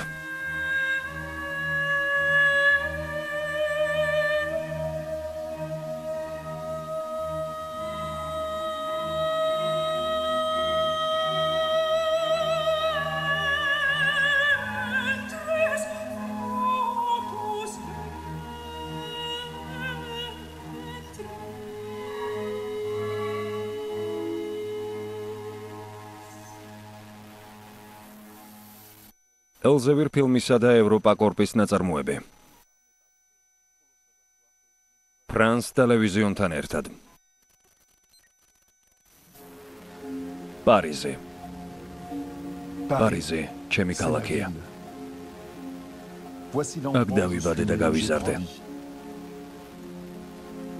ეს ჩემი პარიზია. ჩემი სახლი. კენის ნაკრძალში სურათებს ცხოველებს ვუღებდი. ჰაერიდან კი პირველი ფოტო პარიზში გადავიღე. ეს ჩემი ტერიტორიაა. ზეპირად ვიცი. როცა პირველად პარიზს ზემოდან გადმოვხედე, თავიდან აღმოვაჩინე, როცა ჰაერში ხარ ყველაფერი ჩვეულებრივი, ახალი ხდება. ბევრი რამ, რაც დედამიწაზე შეუმჩნეველია, ზემოდან სჩანს. მშობლიური ქალაქის თავზე გადაფრენისას მისი წარსული გამახსენდა. მათზე დავფიქრდი, ვინც ოდესღაც დააარსა. ისინი უბრალო მეზღვაურები იყვნენ. აქ მათ მდინარე იზიდავდათ, რადგან მათ საკვებს აძლევდა. ირგვლივ მყოფი ტყეები და ჭაობები სამშენებლო მასალებითა და გათბობით ამარაგებდა. ჩვენს დროშიც ასე შენდება ქალაქები. პარიზი ნელა აშენდა.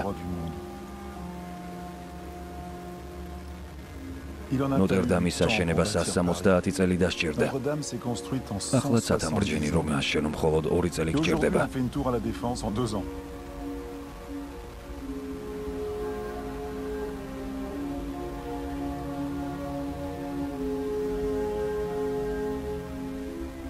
ნახევარი ცხოვრება ჰაერში გავატარე და დედამიწის მოსახლეობას ვაკვირდებოდი.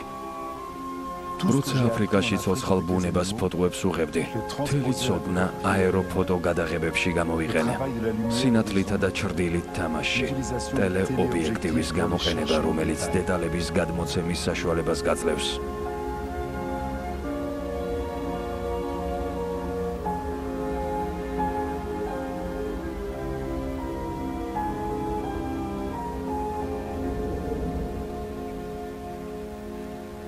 ზემოდან ჩვენი ქალაქები ბუნების შემადგენელ ნაწილად არ გეჩვენება. ისინი ჭიანჭველების დიდ ბუდეს მოგვაგონებენ. ფილმის სახლი გადაღებისას იმ ქვეყნებში ვბრუნდებოდი, სადაც 30 წლიანი მოღვაწეობის დროს ვიყავი. ყველა ქალაქში განგაშის მაუწყებელი ნიშნები ვნახე, რომელიც ჩვენს ყურადღებას ითხოვს.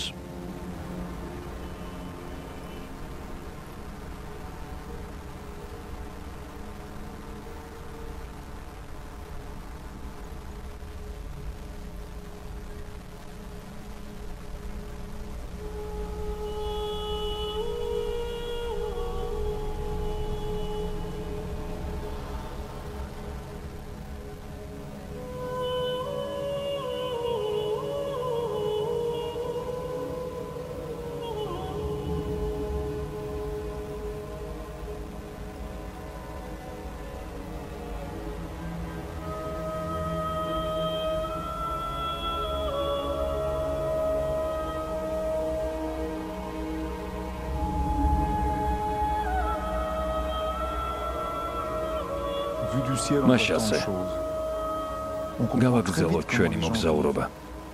ზემოდან ბევრი რამ მოსჩანს. ძალიან მალე ხვდები იმას, თუ ადამიანები როგორ ცხოვრობენ, როგორ მოძრაობენ. გესმით, მათი რელიგია.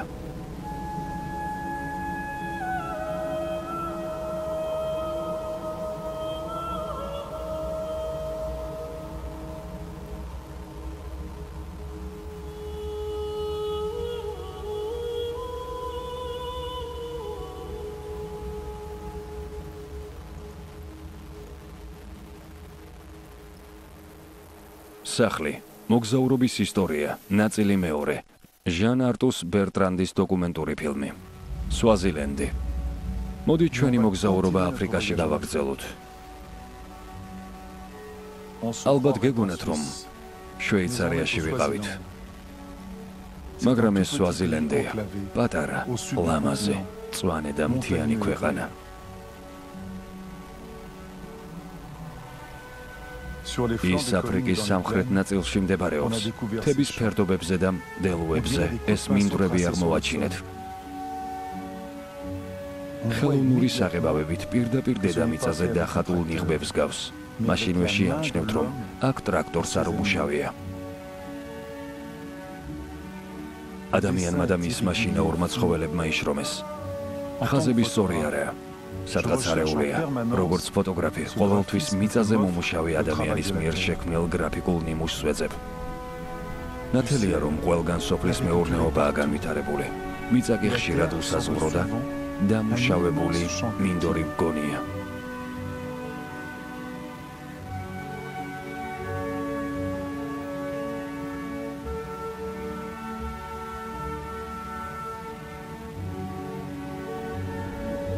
როცა ამ ბავშვებს უყურებდით, რომლებიც ხელებს გვიქნებდნენ და გვიყვიროდნენ, უკვე ვიცოდით, რომ სიცოცხლის ხანგრძლივობის მაჩვენებელი დაბალია.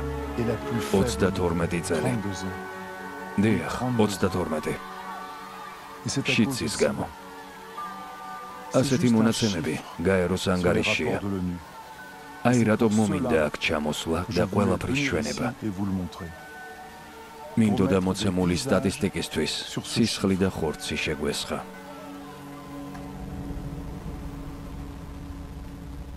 სამხრეთ აფრიკა. გაეროს ანგარიშიდან კიდევ ერთი საინტერესო ინფორმაცია.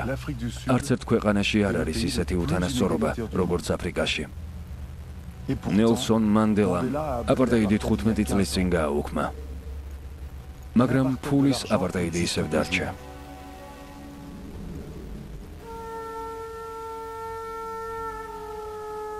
ერთის მხრივ მდიდრული კვარტლები, მეორეს მხრივ ბარაკები, როგორც ჩანს ქვეყნის ბევრ ადგილას. ზემოდან მთელი სურათი კარგად ჩანს.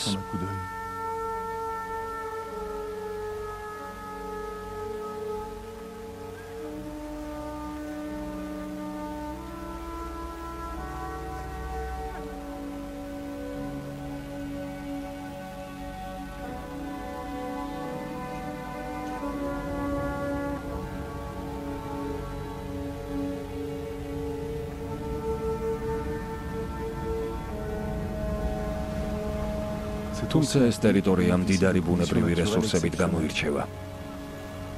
სამხრეთიდან 3 ოკეანის ტალღები ერტყმის: ინდოეთის, ატლანტიკის და წყნარი ოკეანის. აი რატომაა ამდენი სახეობის თევზი. აქ დიდი ხანია ზღვის ძუძუმწოვრების კოლონიები ბინადრობენ. ამ კადრებით შეიძლება იფიქროთ, რომ ზღვის ლომებისთვის აქ ნამდვილი სამოთხეა, მაგრამ მათი რაოდენობა ყოველ წელს მცირდება. ისინი თევზის წარმოების მსხვერპლნი არიან, თან მათზე მონადირე მეთევზეებისგანაც უწევთ თავის დაცვა. ყოველთვის ცოცხალი არსებების უამრავ სახეობასთან გვიწევს მეტოქეობა. იცით, რომ ზღვის ლომების კოლონიის მხოლოდ 1% დარჩა. ისინი ტურისტებმა გადაარჩინეს. ზღვის ლომები მათთვის ეგზოტიკა, ამ კლდის, მათი საცხოვრებლის ბოლო ადგილის დაცვა გადაწყვიტეს.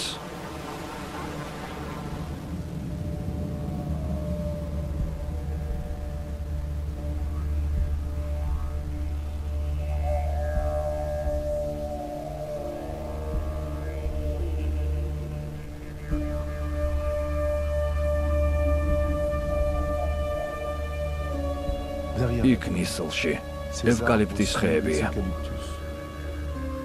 Შემნიშნა რომ სადაც უნდა მივიდე, ყველგან ევკალიპტის პლანტაციებია. რატომ? იმიტომ რომ ხის მერქანის მისაღებად სჭირდებათ. მისგან ქაღალდს ამზადებენ. ბოლო 50 წლის მანძილზე ქაღალდის მოხმარება 4-ჯერ გაიზარდა. ევკალიპტის ხეები კი 10 წელი იზრდება. თუმცა მის ადგილას უკვე არაფერი გაიზრდება. ფლორა ბიოლოგიური მრავალფეროვნებით აღარ გამოირჩევა. ერთ დღეს, მეორეთი ვერასოდეს ვერ შევცვლით.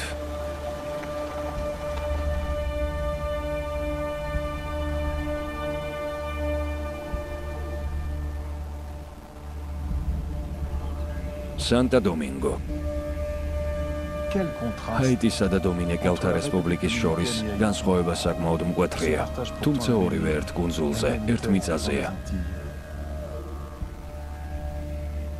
ანტილეის კუნძულებზე, დომინიკელთა რესპუბლიკაში დღეს უფრთხილდებიან. ჰაიტი, მაგრამ როგორც კი საზღვარს გადაგვეთთ, დაინახავთ, რა სასტიკად ნადგურდება ხეები ნახშირის გამო. მოსახლეობის 80%-ს სხვა გათბობის საშუალება არ აქვთ. აღარც ხე დარჩა. ადრე ნახშირის წარმოება ჰაიტელებისთვის მხოლოდ დამატებითი შემოსავალი იყო. მაგრამ ახლა მიწის ეროზიის გამო თითქმის არაფერი იზრდება. ნახშირმა მაცხოვრებაში მყარად დაიკავა პირველი ადგილი. აი მოჭედროებული წრე. გამოსაკვებად გლეხებს ხეების განადგურება უწევთ. მიწა კი ამის გამო უფრო უნაყოფო ხდება.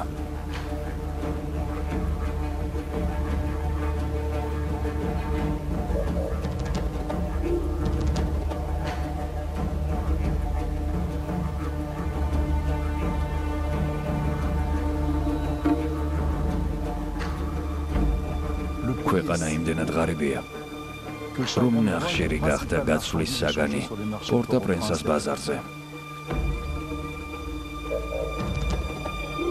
ახლა პორტა-პრენსა უსასრულო ბარაკების ქალაქია, სადაც მოსახლეობის ნახევარი ცხოვრობს. რომ გადარჩნენ უცხოეთის დახმარება სჭირდებათ. რა მომავალი ელის მათ მოსახლეობას? გონი ერთი გზა აქვთ. სამუშაო სხვა ქვეყანაში უნდა მოძებნონ. ოღონდ ვინ ელით იქ?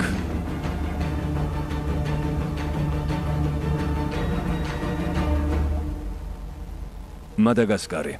ამ კუნძულზე აღმოსავლეთ აფრიკის სანაპიროზე კიდევ ერთი ღარიბი ქვეყანაა, რომელიც გაჩეხილი ხეებით მიღებული შედეგითა და დიდი ხნის წინ დამკვიდრებული პრაქტიკით იტანჯება. დამწვარნი ადაგზეთ ესვით. ჰაიტისგან განსხვავებით ქვეყანა მეგობრულია. ყოველთვის მსიამოვნებს თბილი მიღება და ადგილობრივი მოსახლეობის მიამიტობა.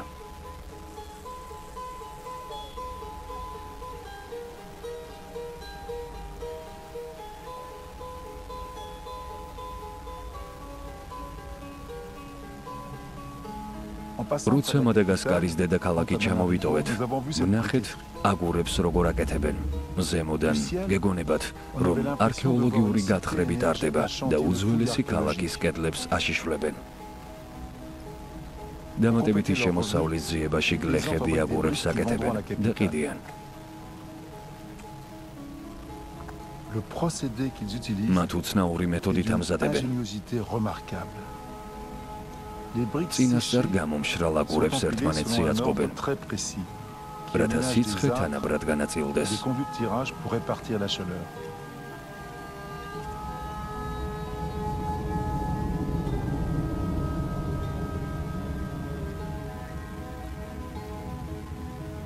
ცინგი.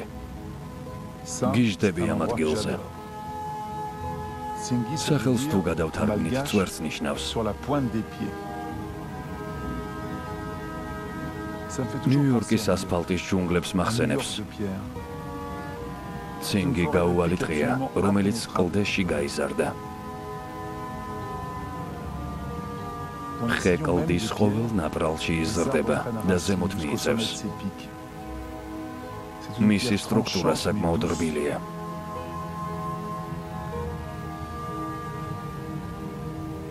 მათი საფუძველი უძველესი მარჯანია, რომელზეც ქარი და წყალი მუდმივად გავლენას ახდენს. ჩამოყალიბების პროცესში მარჯნები ოკეანის წყალში გახსნილ ნახშირბადს შთანთქავენ. ასე ჩამოყალიბდა ქერქი. საოცარია, რადგან ყველაფერი ხომ ცოცხალი ორგანიზმიდან შეიქმნა. ფაქტობრივად ეს სკულპტურული ფორმები მათი ჩონჩხების დასტაა.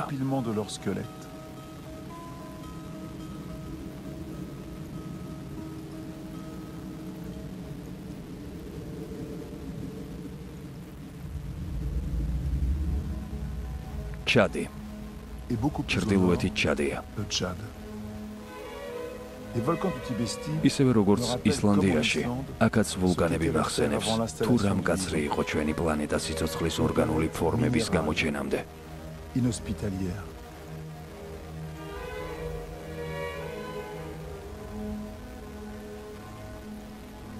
ეს რეგიონი ჯერ კიდევ საშიშია.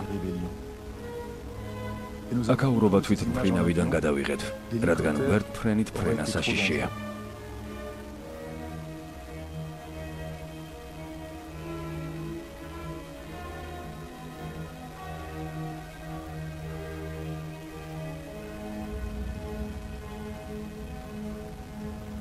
ამ ქვეყანაში, რომელიც აფრიკის გულში მდებარეობს, ოდესღაც ტბა იყო, ჩადის ტბა, რომლის წყალიც 4 მოსაზღვრე ქვეყანას წვდებოდა. ღრმა აღარ არის, წყლის დონემ ძლიერი ცვლილება განიცადა, მაგრამ გასული საუკუნის 60-იან წლებში წყლის ზედაპირის 95% დაიკარგა. ახლა მდინარეებიდან ნაკლები რაოდენობის წყალს იღებს. ძირითადად ეს კლიმატის ცვლილებებზეა დამოკიდებული, ასევე იმაზეც, რომ მდინარეების წყლის დიდ ნაწილს მოსარწყავად იყენებენ.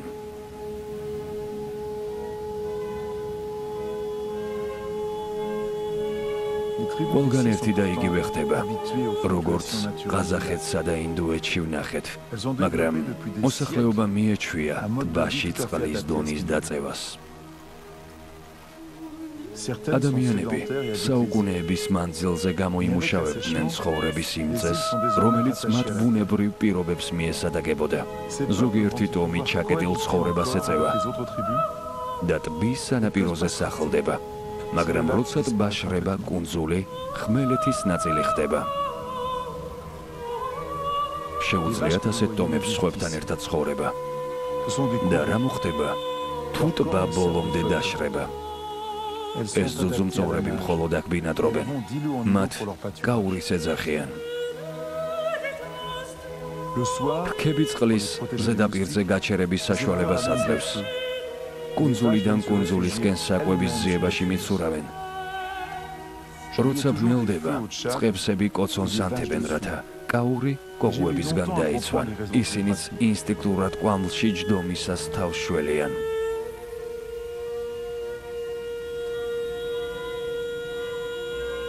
ადრეც მინახავს ცეცხლთან ახლოს მყოფი ცხოველები, მაგრამ ახლა მივხვდი ეს რატომ ხდებოდა. აქ ჩვენს თვალწინ ეკოლოგიური კატასტროფა ხდება, როგორც არალის ზღვაში, თუმცა ისეთი დრამატული არაა, მაგრამ დამანგრეველი. თუმცა მასზე ცოტა თუ იცის. ფილმი, რომელიც ჩვენი სამყაროს ბედისწერაზე მოგვითხრობს, ვერ შევძელი, არ გადამეღო. ტოლვილთა უზარმაზარი ბანაკები, ჩადის ჩრდილო-აღმოსავლეთით, სუდანის საზღვართან ახლოს. აქ უდაბნოში, ატბანაკში 350,000 ადამიანი ცხოვრობს. მათი უმრავლესობა დარფურუდან არიან, რომელიც სუდანშია. ცენტრალური აფრიკის რესპუბლიკაში ადგილობრივებიც არიან. ისინი აქ საცხოვრებლად მოვიდნენ, რადგან იმით ამარაგებენ, რაც მათ სოფლებში არაა. წყლით, საკვებით, წამლებით და სასკოლო განათლებით. მაგრამ აქ თვითგამოკვების პირობები არ არის. ყველაფერი ჩამოაქვთ, წყალიც კი მოაქვთ. ადგილობრივი მოსახლეობა, ისევე როგორც ჰაიტიში, საერთაშორისო ჰუმანიტარულ დახმარებაზეა დამოკიდებული. ზოგჯერ ვფიქრობ, როგორია აქ დაიბადო და გაიზარდო და ვიღაცის დახმარებაზე იყო დამოკიდებული. საინტერესოა, როგორ სამყაროს დავინახავდი. რას ვისწავლიდი აქ? როგორი მომავალი მექნებოდა. მეშინია იმის გაფიქრებაც კი, რომ ეს ადამიანები ვერასოდეს დატოვებენ ბანაკებს, რომლებიც დროთა განმავლობაში ქალაქებად გადაიქცევა. 2008 წლიდან როცა ფილმის გადაღება დავიწყეთ, თითქმის 20 მილიონმა ადამიანმა საცხოვრებელი ადგილი კლიმატის ცვლილების გამო მიატოვა. მავრიტანია. მავრიტანია უდაბნოს კიდევ ერთი ქვეყანაა. მახსოვს ძალიან მინდოდა ქვიშის ზედაპირზე მფრინავი თვითმფრინავის გადაღება, დიუნებზე მოსრიალე მისი ჩრდილი რომ დამეფიქსირებინა. დილით დიუნები თითქოს სინათლის სხივისგანაა გამოწერწილი, ხოლო მათი საოცარი ფორმები დროს არ ემორჩილება. როგორც ყოველთვის, გამოსახულება სინათლისგან იქმნება.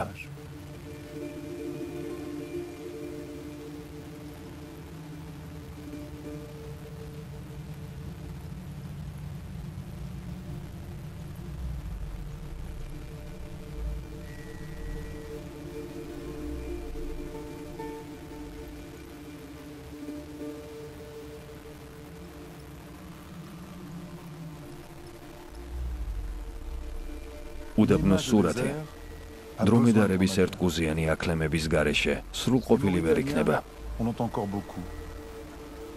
მავრიტანიელებს ჯერ კიდევ ბევრი ჰყავთ. უდაბნოში ცხოვრებას დრომედარების გარდა ვერც ერთი ცხოველი ვერ ეგუება. ის ევოლუციის საუკეთესო მაგალითია. მისი ღია ფერის ბეწვი მზის სხივებს ირეკლავს. მაღალი ჩლიქები ფეხებს გახურებული ქვიშისგან იცავს. ცხუნვარე მზე კი მისი გამხდარი სხეულის მცირე ნაწილს ხვდება.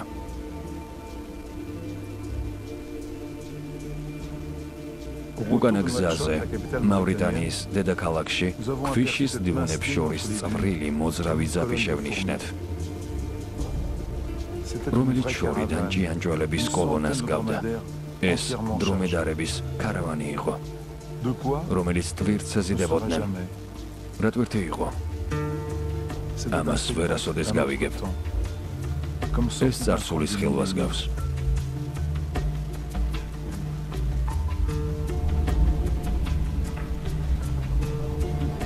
ეს ყველაფერი თითქოს 1001 ღამის ზღაპრებიდან გადმოვიდა. შემდეგ სულ სხვა სურათი დავინახეთ.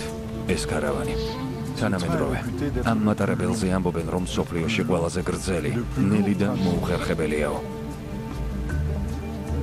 მას რკინის მადანი გადააქვს საბადოდან, რომელიც ქვეყნის ჩრდილოეთით მდებარეობს. ნუადუბოს პორტამდე.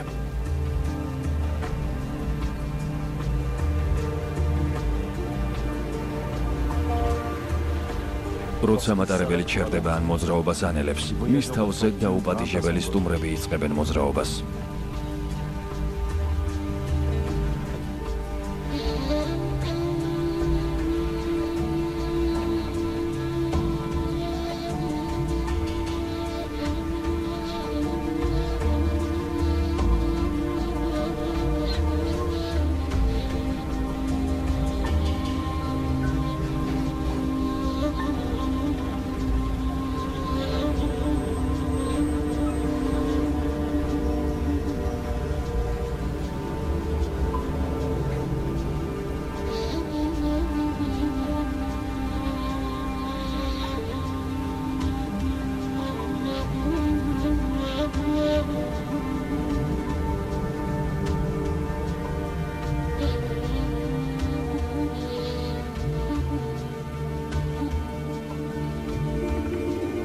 ჩვენც ნუადიბუში მივდივართ, მავრიტანიის მთავარ თევზსაჭერ პორტში, რომელიც აფრიკული სანაპიროს ერთ-ერთი საოცარი ხეობის ბან-დარგენის ახლოს მდებარეობს.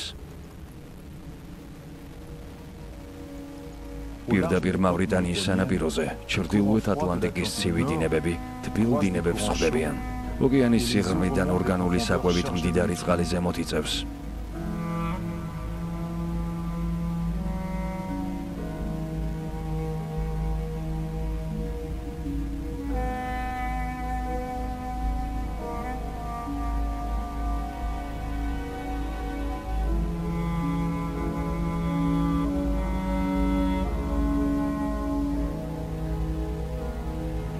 მავრიტანიის სანაპირო წყლებში ბევრი თევზია. ამიტომ აქ უამრავ თევზსაჭერ გემს შევხვდებით. მინდა თევზის წარმოება შევეხო და გადავიღო, როგორ აგდებს ბადეს გემი. მაგრამ ამ სურვილის ასრულება რთული აღმოჩნდა. 2 წელი ვცდილობდით ამის ნებართვა მიგვეღო, თუმცა არც ერთმა გემის მფლობელმა ევროპაშიც კი ეს არ მოინდომა. მხოლოდ აქ დაგვრთესდება. გადაღების ბოლო დღეს, როგორც ყოველთვის. თუ რაღაც პრობლემაა, გადაღებას გიკრძალავენ. და აი რატომ ამ ბადის ზომას შეხედეთ, ამ დროს თევზის დიდი ნაწილი ნადგურდება. სოფლიოში მეთევზეების 98% პრიმიტიული მეთოდით იჭერს თევზს, მაგრამ დაჭერილის 30%-ს წარადგენს. სენეგალი. ისინი სასტიკი კონკურენციისგან იტანჯებიან, იმის გამო რომ თევზის მარაგი შემცირდა. კაიარიში, დაკართან ახლოს. მეთევზეები პირდაპირ სანაპიროზე იყოფენ დაჭერილ თევზს. ზოგი გასაყიდად მიდის, ზოგს მოხუცებს აძლევენ. ეს თავისებური პენსია, რომელსაც მეთევზეთა თემი ნიშნავს. ტრადიციული თევზჭერა სოციალურ ორგანიზაციებთანაა დაკავშირებული. ახალგაზრდა მეთევზეებს იქ მოხვედრა უჭირთ.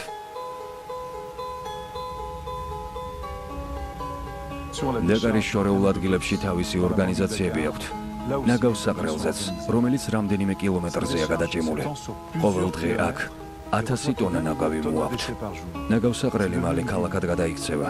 1200-მა ადამიანმა იპოვა აქ თავშესაფარი. მომწამვლელ ატმოსფეროში ისინი ნაგავში იქექებიან, რადგან ამით ფულს შოულობენ. ზოგჯერ ხდება, რომ სახელმწიფო მოხელეებზე მეტ შოულობენ, მათ საზოგადოება ჩამოაყალიბეს. სამედიცინო მომსახურებაში ფულს იხდიან, მაგრამ სხვა სოციალური ჯგუფის ადამიანები მათთან დალაპარაკებას არ გადრულობენ.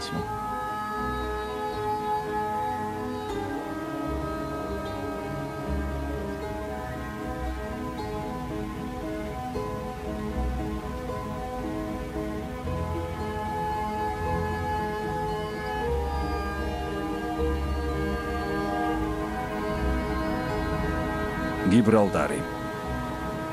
გიბრალტარის სრუტე. მას ვერტმფრენით გადაუფრინეთ. იმ უცნობ მამაც ადამიანებზე ვფიქრობ, რომლებიც ამ კლდესთან მიღწევას ცდილობდნენ.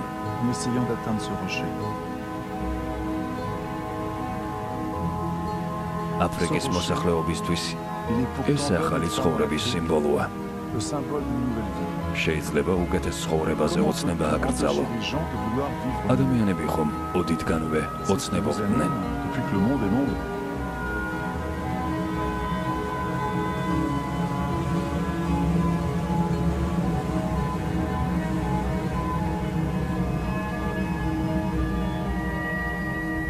ესპანეთი. ალმერიის უდაბნოს ცნობილი სათბურები. არც აქ მოგცემენ გადაღების უფლებას. აქ საშინელი პირობებია, თუმცა ხელისუფლება ამას უარყოფს. 100,000 ადამიანი მუშაობს, ძირითადად ემიგრანტები. ეს ჯოჯოხეთია, როგორც სოციალურ, ისე ეკოლოგიურ ასპექტში.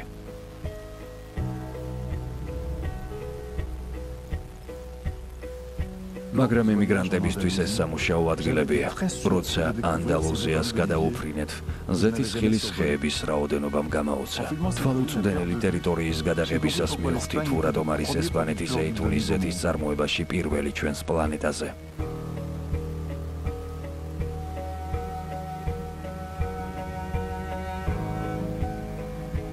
მაგრამ აქ კულტივაციის სულ სხვა სახეობის გადასაღებად ჩამოვედი. მზის ენერგიის გამოყენება. ესპანეთს აქაც პირველი ადგილის დაკავება უნდა. ეს სარკეები მზის სხივებს ელექტროსადგურებს გადასცემს. წყალი ცხელდება. ორთქლიკი ტურბინებს ამოძრავებს. ისინი დენს გამოიმუშავებენ. არავითარი ატომური ენერგია და ნახშირი. ენერგიის წყარო მხოლოდ მზეა.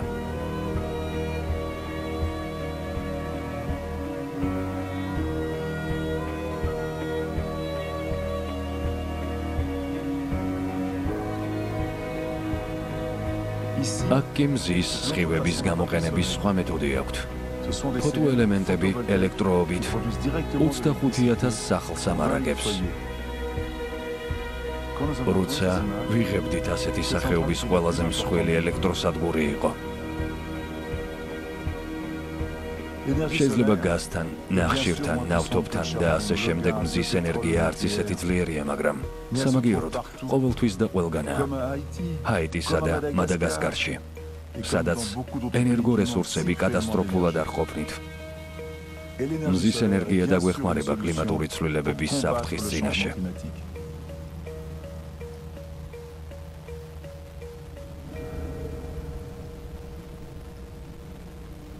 საბერძნეთი ყოველ წელს ზაფხულში ეს მეორდება და მეორდება. აქაც საბერძნეთში, პორტუგალიასა და ამერიკის შეერთებულ შტატებში, ავსტრალიასა და სხვა ქვეყნებში დღე იწვის. როცა ფილმს სახლი ვიღებდით, ყოველთვის მზად ვიყავით პლანეტის ნებისმიერ წერტილში წავსულიყავით, სადაც ეს კატასტროფა ხდებოდა. საბერძნეთში მაშინ მოხდა, როცა ხეები საშემოდგომო სამოსით შეიმოსდნენ.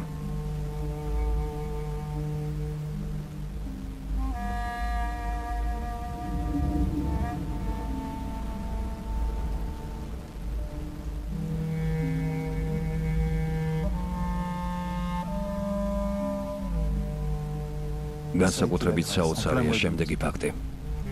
ხის მასივის იმ ნაწილებს, რასაც უვლიან, ცეცხლი არ ეკარება. ძნელად მისაღწევ და შორეულ ტერიტორიებს ადამიანები არ უვლიან.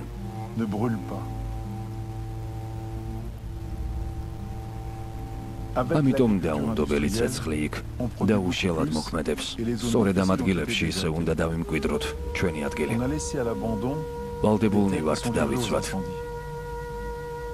თან დარწმუნებული ვარ, რომ ჩვენი სოფლის მეურნეობა ადგილობრივი უნდა იყოს. ქალაქებთან ახლოს. ამიტომ ეს ტერიტორიები კიდევ დაგვჭირდება. ეს გარდაუვალია თითოეული ჩვენთაგანისთვის.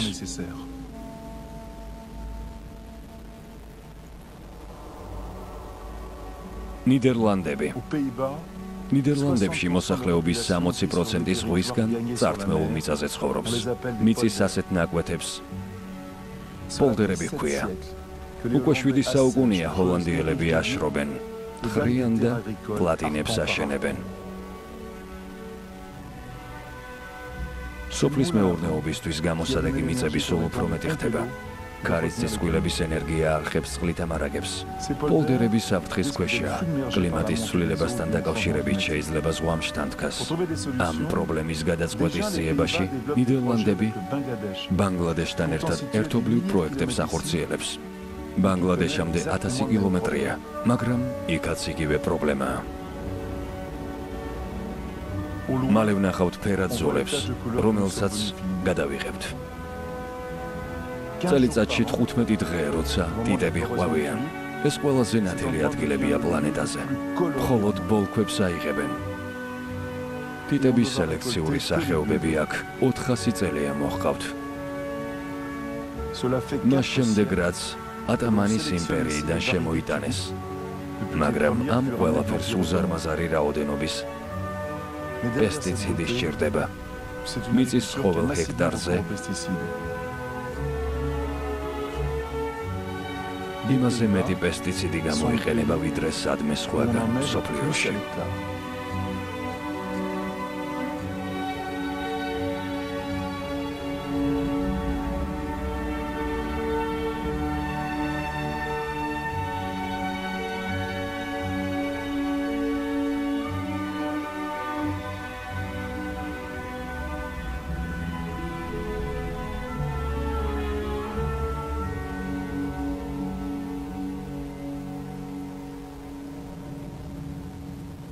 საფრანგეთი. ყვითელი ფერის უსასრულო ტერიტორია. საფრანგეთის თავზე ხშირად დავფრინავ და ვხედავ, რომ მათი ფართობი იზრდება. ბოლო 5 წლის მანძილზე 3-ჯერ გაიზარდა. რატომ? ბიოლოგიური საწვავის გამო.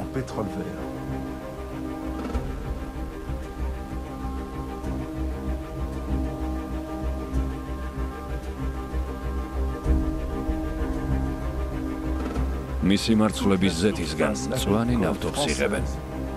მაგრამ მთელ ქვეყანაში მიღებული ზეთის რაოდენობა საფრანგეთის ავტომობილებსაც კი არ ეყოფა.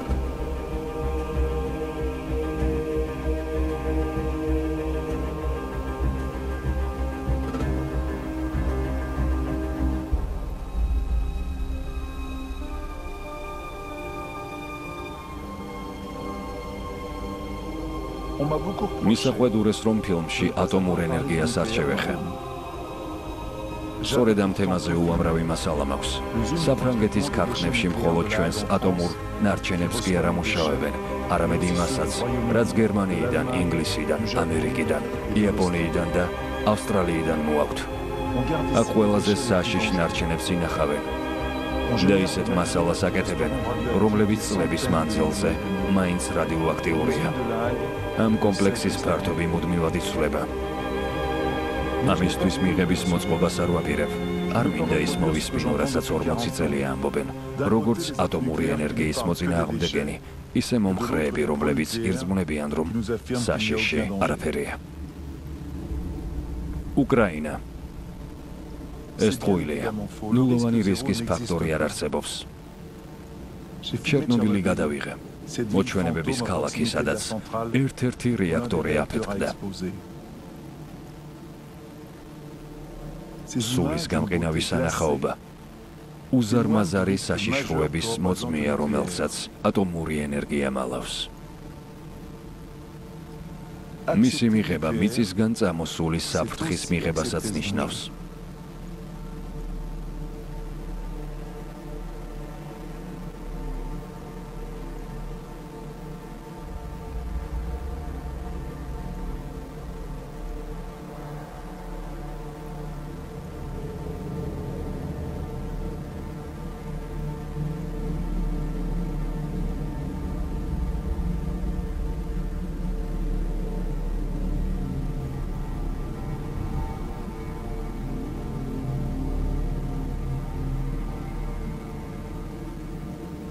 დიდი ხნის მანძილზე მისი მოწინააღმდეგე ვიყავი, როგორც ეკოლოგიისთვის მებრძოლი ჯარისკაცი, მაგრამ ეს იყო მანამ, სანამ კლიმატის ცვლილების საშიშროებას მივხვდი.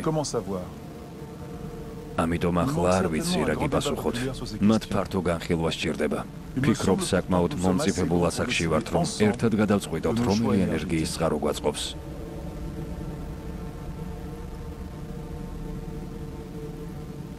ყოველ შემთხვევაში ურანის რაოდენობა შემცირდა.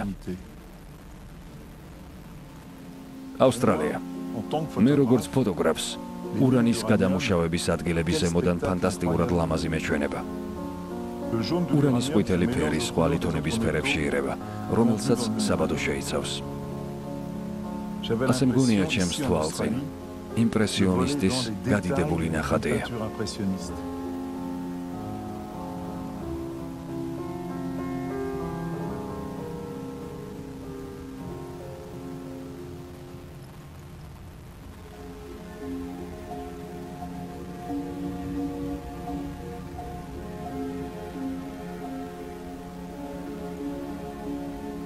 ასეთ წუთ სილამაზე მთლიანად მიპყრობს. ტექსტურით და ფორმებით ვტკბები და მამიწყდება რას ვუყურებ. მხოლოდ ლამაზ სურათს ვხედავ. როგორც აქ, დიდ ბარიერულ რიფთან, ავსტრალიის სანაპიროზე.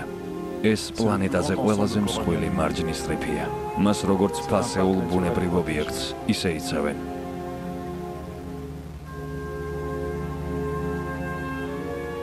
მაგრამ კლიმატის ცვლილებებისგან როგორ უნდა დაიცვან? წყლის ტემპერატურის უმნიშვნელო ზრდაც კი შეიძლება მათთვის საბედისწერო აღმოჩნდეს. ისინი ხომ ზღვის ცხოვრებაში მნიშვნელოვან როლს თამაშობენ.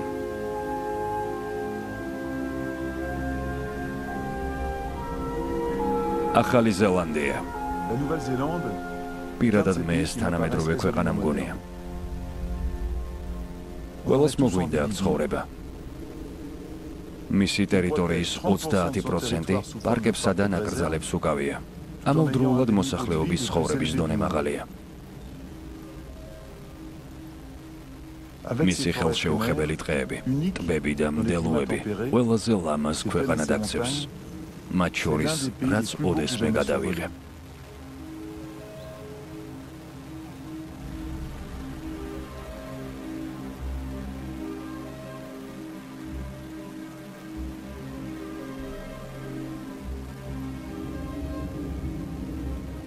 მინდოდა ფირზე აღმებეჭდა შემოდგომის საოცარი ფერები. შემდეგ გავიგე ეს როგორ ჩნდება. ფოთლები, რომლებზეც მზის სინათლე მოქმედებს, სხვადასხვა პიგმენტებს შეიცავს. შემოდგომაზე კი, როცა მას ქლოროფილი ართმევს, მწვანეს მაგივრად სხვა ფერები ჩნდება.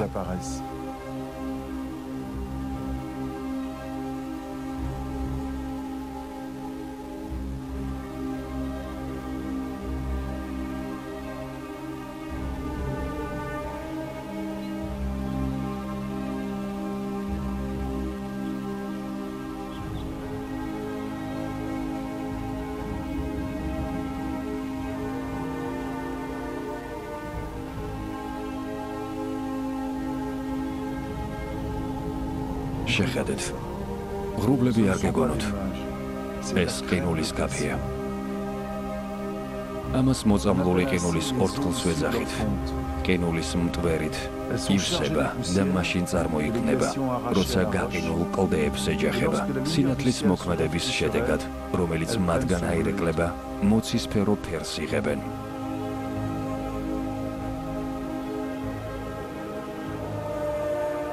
ახალი ზელანდია დენის დიდ ნაწილს ამ დომბების წყალობით გამოიმუშავებს. ქვეყანამ მიზანი დაისახა. 10 წლის მანძილზე უარი თქვას ნახშირზე. ეს უფრო მეტი ენერგიის გამომუშავებას შეუწყობს ხელს. უმწავლელი გაზების რაოდენობა შეამცირებს და ტყეებს გადაარჩენს. ფიქრობ ეს ერთ-ერთი ქვეყანაა, რომელიც მართებულ გზაზე დაგვაყენებს. მომავალი მის მხარესაა.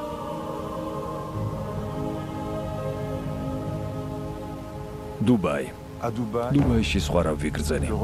აქ ზღვის ფსკერიდან მილიონი ტონა ქვიშა ამოაქვთ. და მსოფლიო რუგის ფორმის ხელოვნურ არქიპელაგს აგებენ. აქ საკუთარი ბუნებრივი რესურსები არ არის. ყველაფერი შემოაქვთ.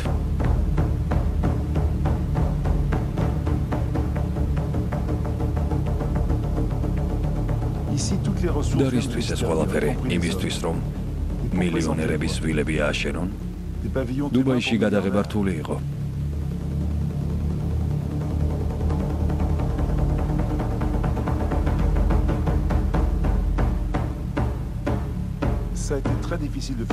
პირადად მე უფლების აღება ვერ შევძელე. კიდევ ერთი გადამღები ჯგუფის გამოძახება მოგვიწეა. იმ მიზეზით, რომ რეკლამის გადაღება გვინდოდა. გადავწყვიტე ფირზე აღმებეჭდა ეს გადაჭარბებული სიმდიდრე. რა საჭიროა მსოფლიოში ყველაზე დიდი კოშკების აშენება?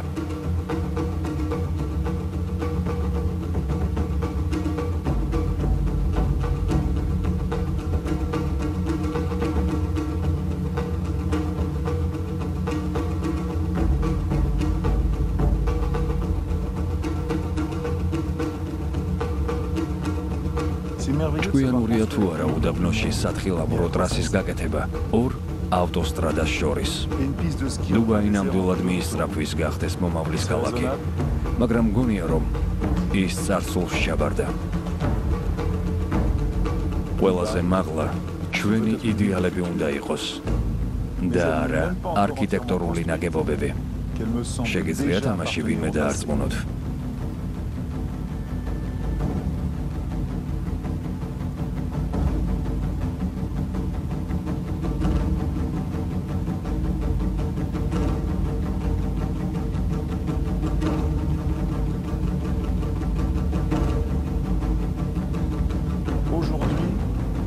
მე დარწმუნებას პატიოსნად ვცდილობ, მაგრამ არაფერი გამომდის.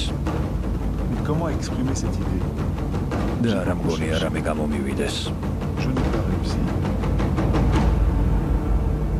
საუდის არაბეთი. აი რატომ მინდოდა მექას გადაღება. მომლოცველთა ადამიანების ფოტოები ნანახი მქონდა. ასეთი გულწრფელი გამომეტყველება არასოდეს შემიმჩნევია. თავად იქ ვერ წავედი, რადგან მხოლოდ მუსულმანებს შეეძლოთ იქ შესვლა. ამიტომ მუსულმანი ოპერატორი გავუშვით, რომელმაც შესანიშნავი მასალა გადაიღო.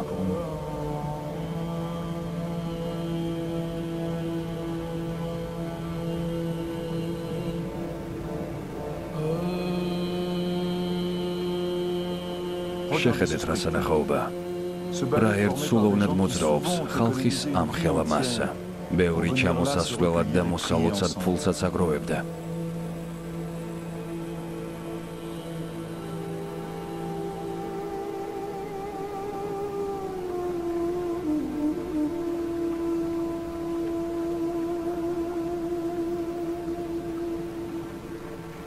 ათასობით ადამიანი აქ რწმენამ მოიყვანა და ასე მეგონა ყველა ჰიპნოზის ზალით იყვნენ შეპყრობილნი. რწმენის სიძლიერე იგრძნობოდა, რომელიც საშუალებას აძლევდა მორწმუნეებს საკუთარი საზღვრები გადაელახათ. სწორედ ამის გადაღება მინდოდა.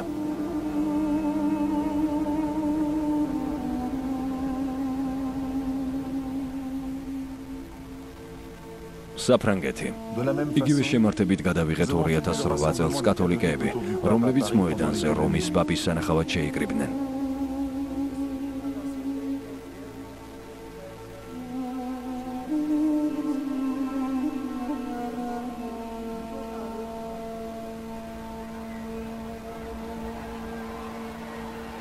მაშინ მომინდა მეთქვა, რომ რატომ არ შეიძლება ჩვენში რწმენა ვიპოვოთ, რომელიც გაგვაერთიანებს ჩვენი საერთო და სიცოცხლისთვის აუცილებელი სიმდიდრის გადასარჩენად, წყლის, ტყეების, ოკეანეებისა და კლიმატის. ძალიან მინდა ჩემი უტოპიური პროექტის ხვებს გაუზიარო, მაგრამ არაფერი გამომივა.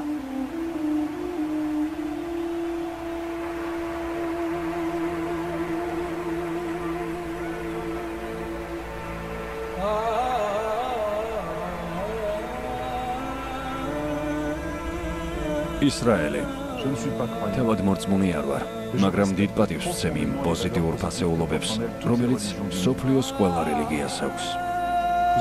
ყველას უნდა უკეთესი იყოს, როცა იერუსალიმს გადაუფრინე და ტაძრები, მეჩეთი და სინაგოგა ვნახე, რომლებიც ერთმანეთთან სამ რელიგიას აკავშირებს.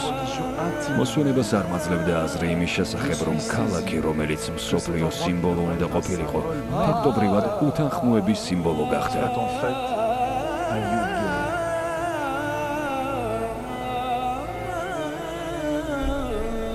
როცა გოდების კედელი ვნახე, სიტყვები არ მყოფნიდა.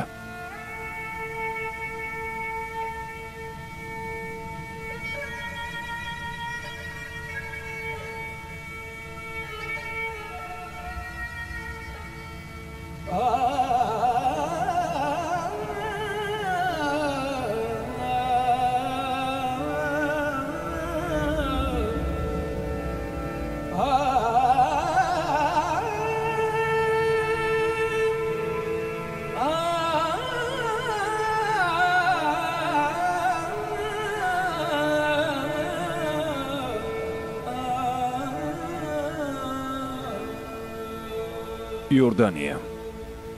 იქვე ახლოს, მკვდარი ზღვის სანაპიროზე. იორდანია. დიდებული უდაბნოს ვადი-რამის თავზე მივფრინავთ. ჩვენს წინაშია პეტრა, კულტურის საგანძური. ის კანიონის კლდემ შემოინახა.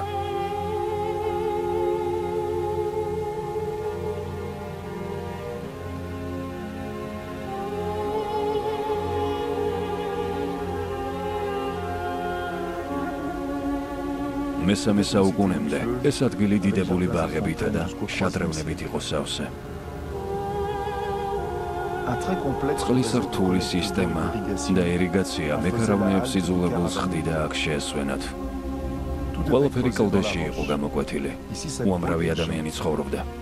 ახლა მხოლოდ ნანგრევებია.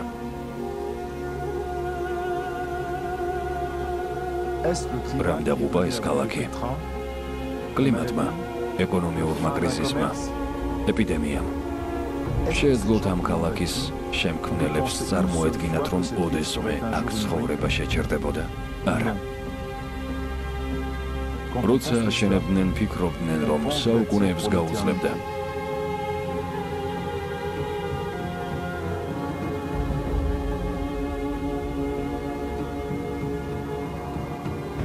უკან დაბრუნებისას უდაბნოს შუაგულში შემთხვევით ეს უცნაური ბაღი აღმოვაჩინეთ. მირას გავდა. მდიდარი ემირის გამო გააშენეს. წყლის მარაგი ძველი დროიდან მოყოლებული არსებობს, რომლის ასაკიც 20,000 წელია. მაგრამ უკვე ვეღარ აღდგება, რადგან მარაგი იწურება. ფრინელმა მითხრა, როცა ფული გაქვს იმას აკეთებ, რასაც მოისურვებო. მართალი იყო, ეს ბაღი ნამდვილად ისაა, რასაც მოისურვებ.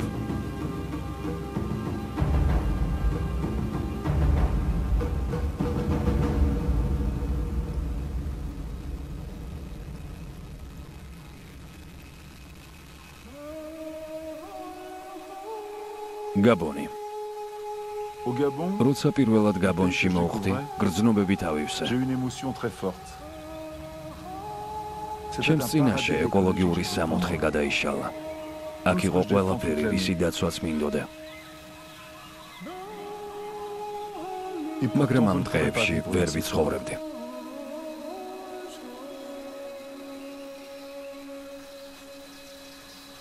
ცოტა ხნის წინ მივხვდით, თუ რამდენად მნიშვნელოვანია ეს დღეები ჩვენთვის, თუმცა ჩვენგან ასე შორსაა.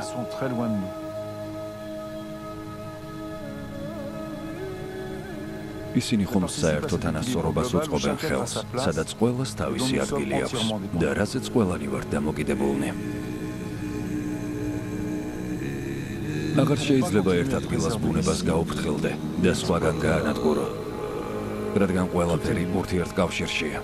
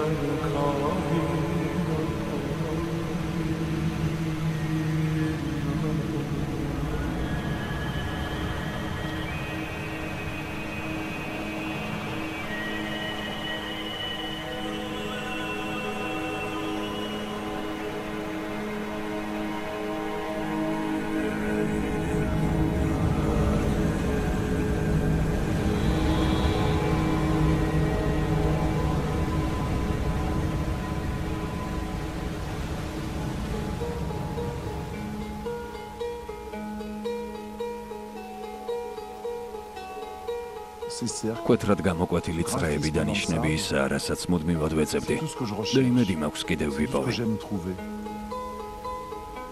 წრეები თელაპიას ბუდეებია. ისინი მამრებმა გააკეთეს, რომ მდედრები შეიტყვო. მდედრს თუ ბუდე მოეწონა, კვერცხებს დადებს.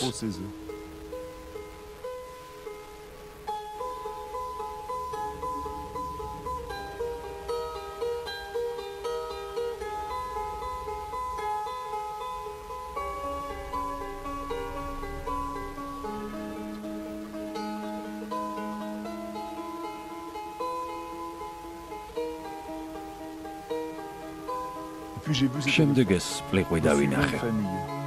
თელ ჯოგს გადაუფრინეთ. მათ გამოექცა, დაბრუნდა და ცდილობდა თავს დაფსხმოდა. არასოდეს მინახავს, რომ სპილოვერტ ფრენს თავს დასხმოდა.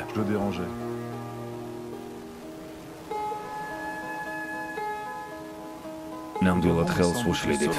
გაბონი ერთადერთი ადგილია მსოფლიოში, სადაც სანაპიროზე შეიძლება სპილო ნახო.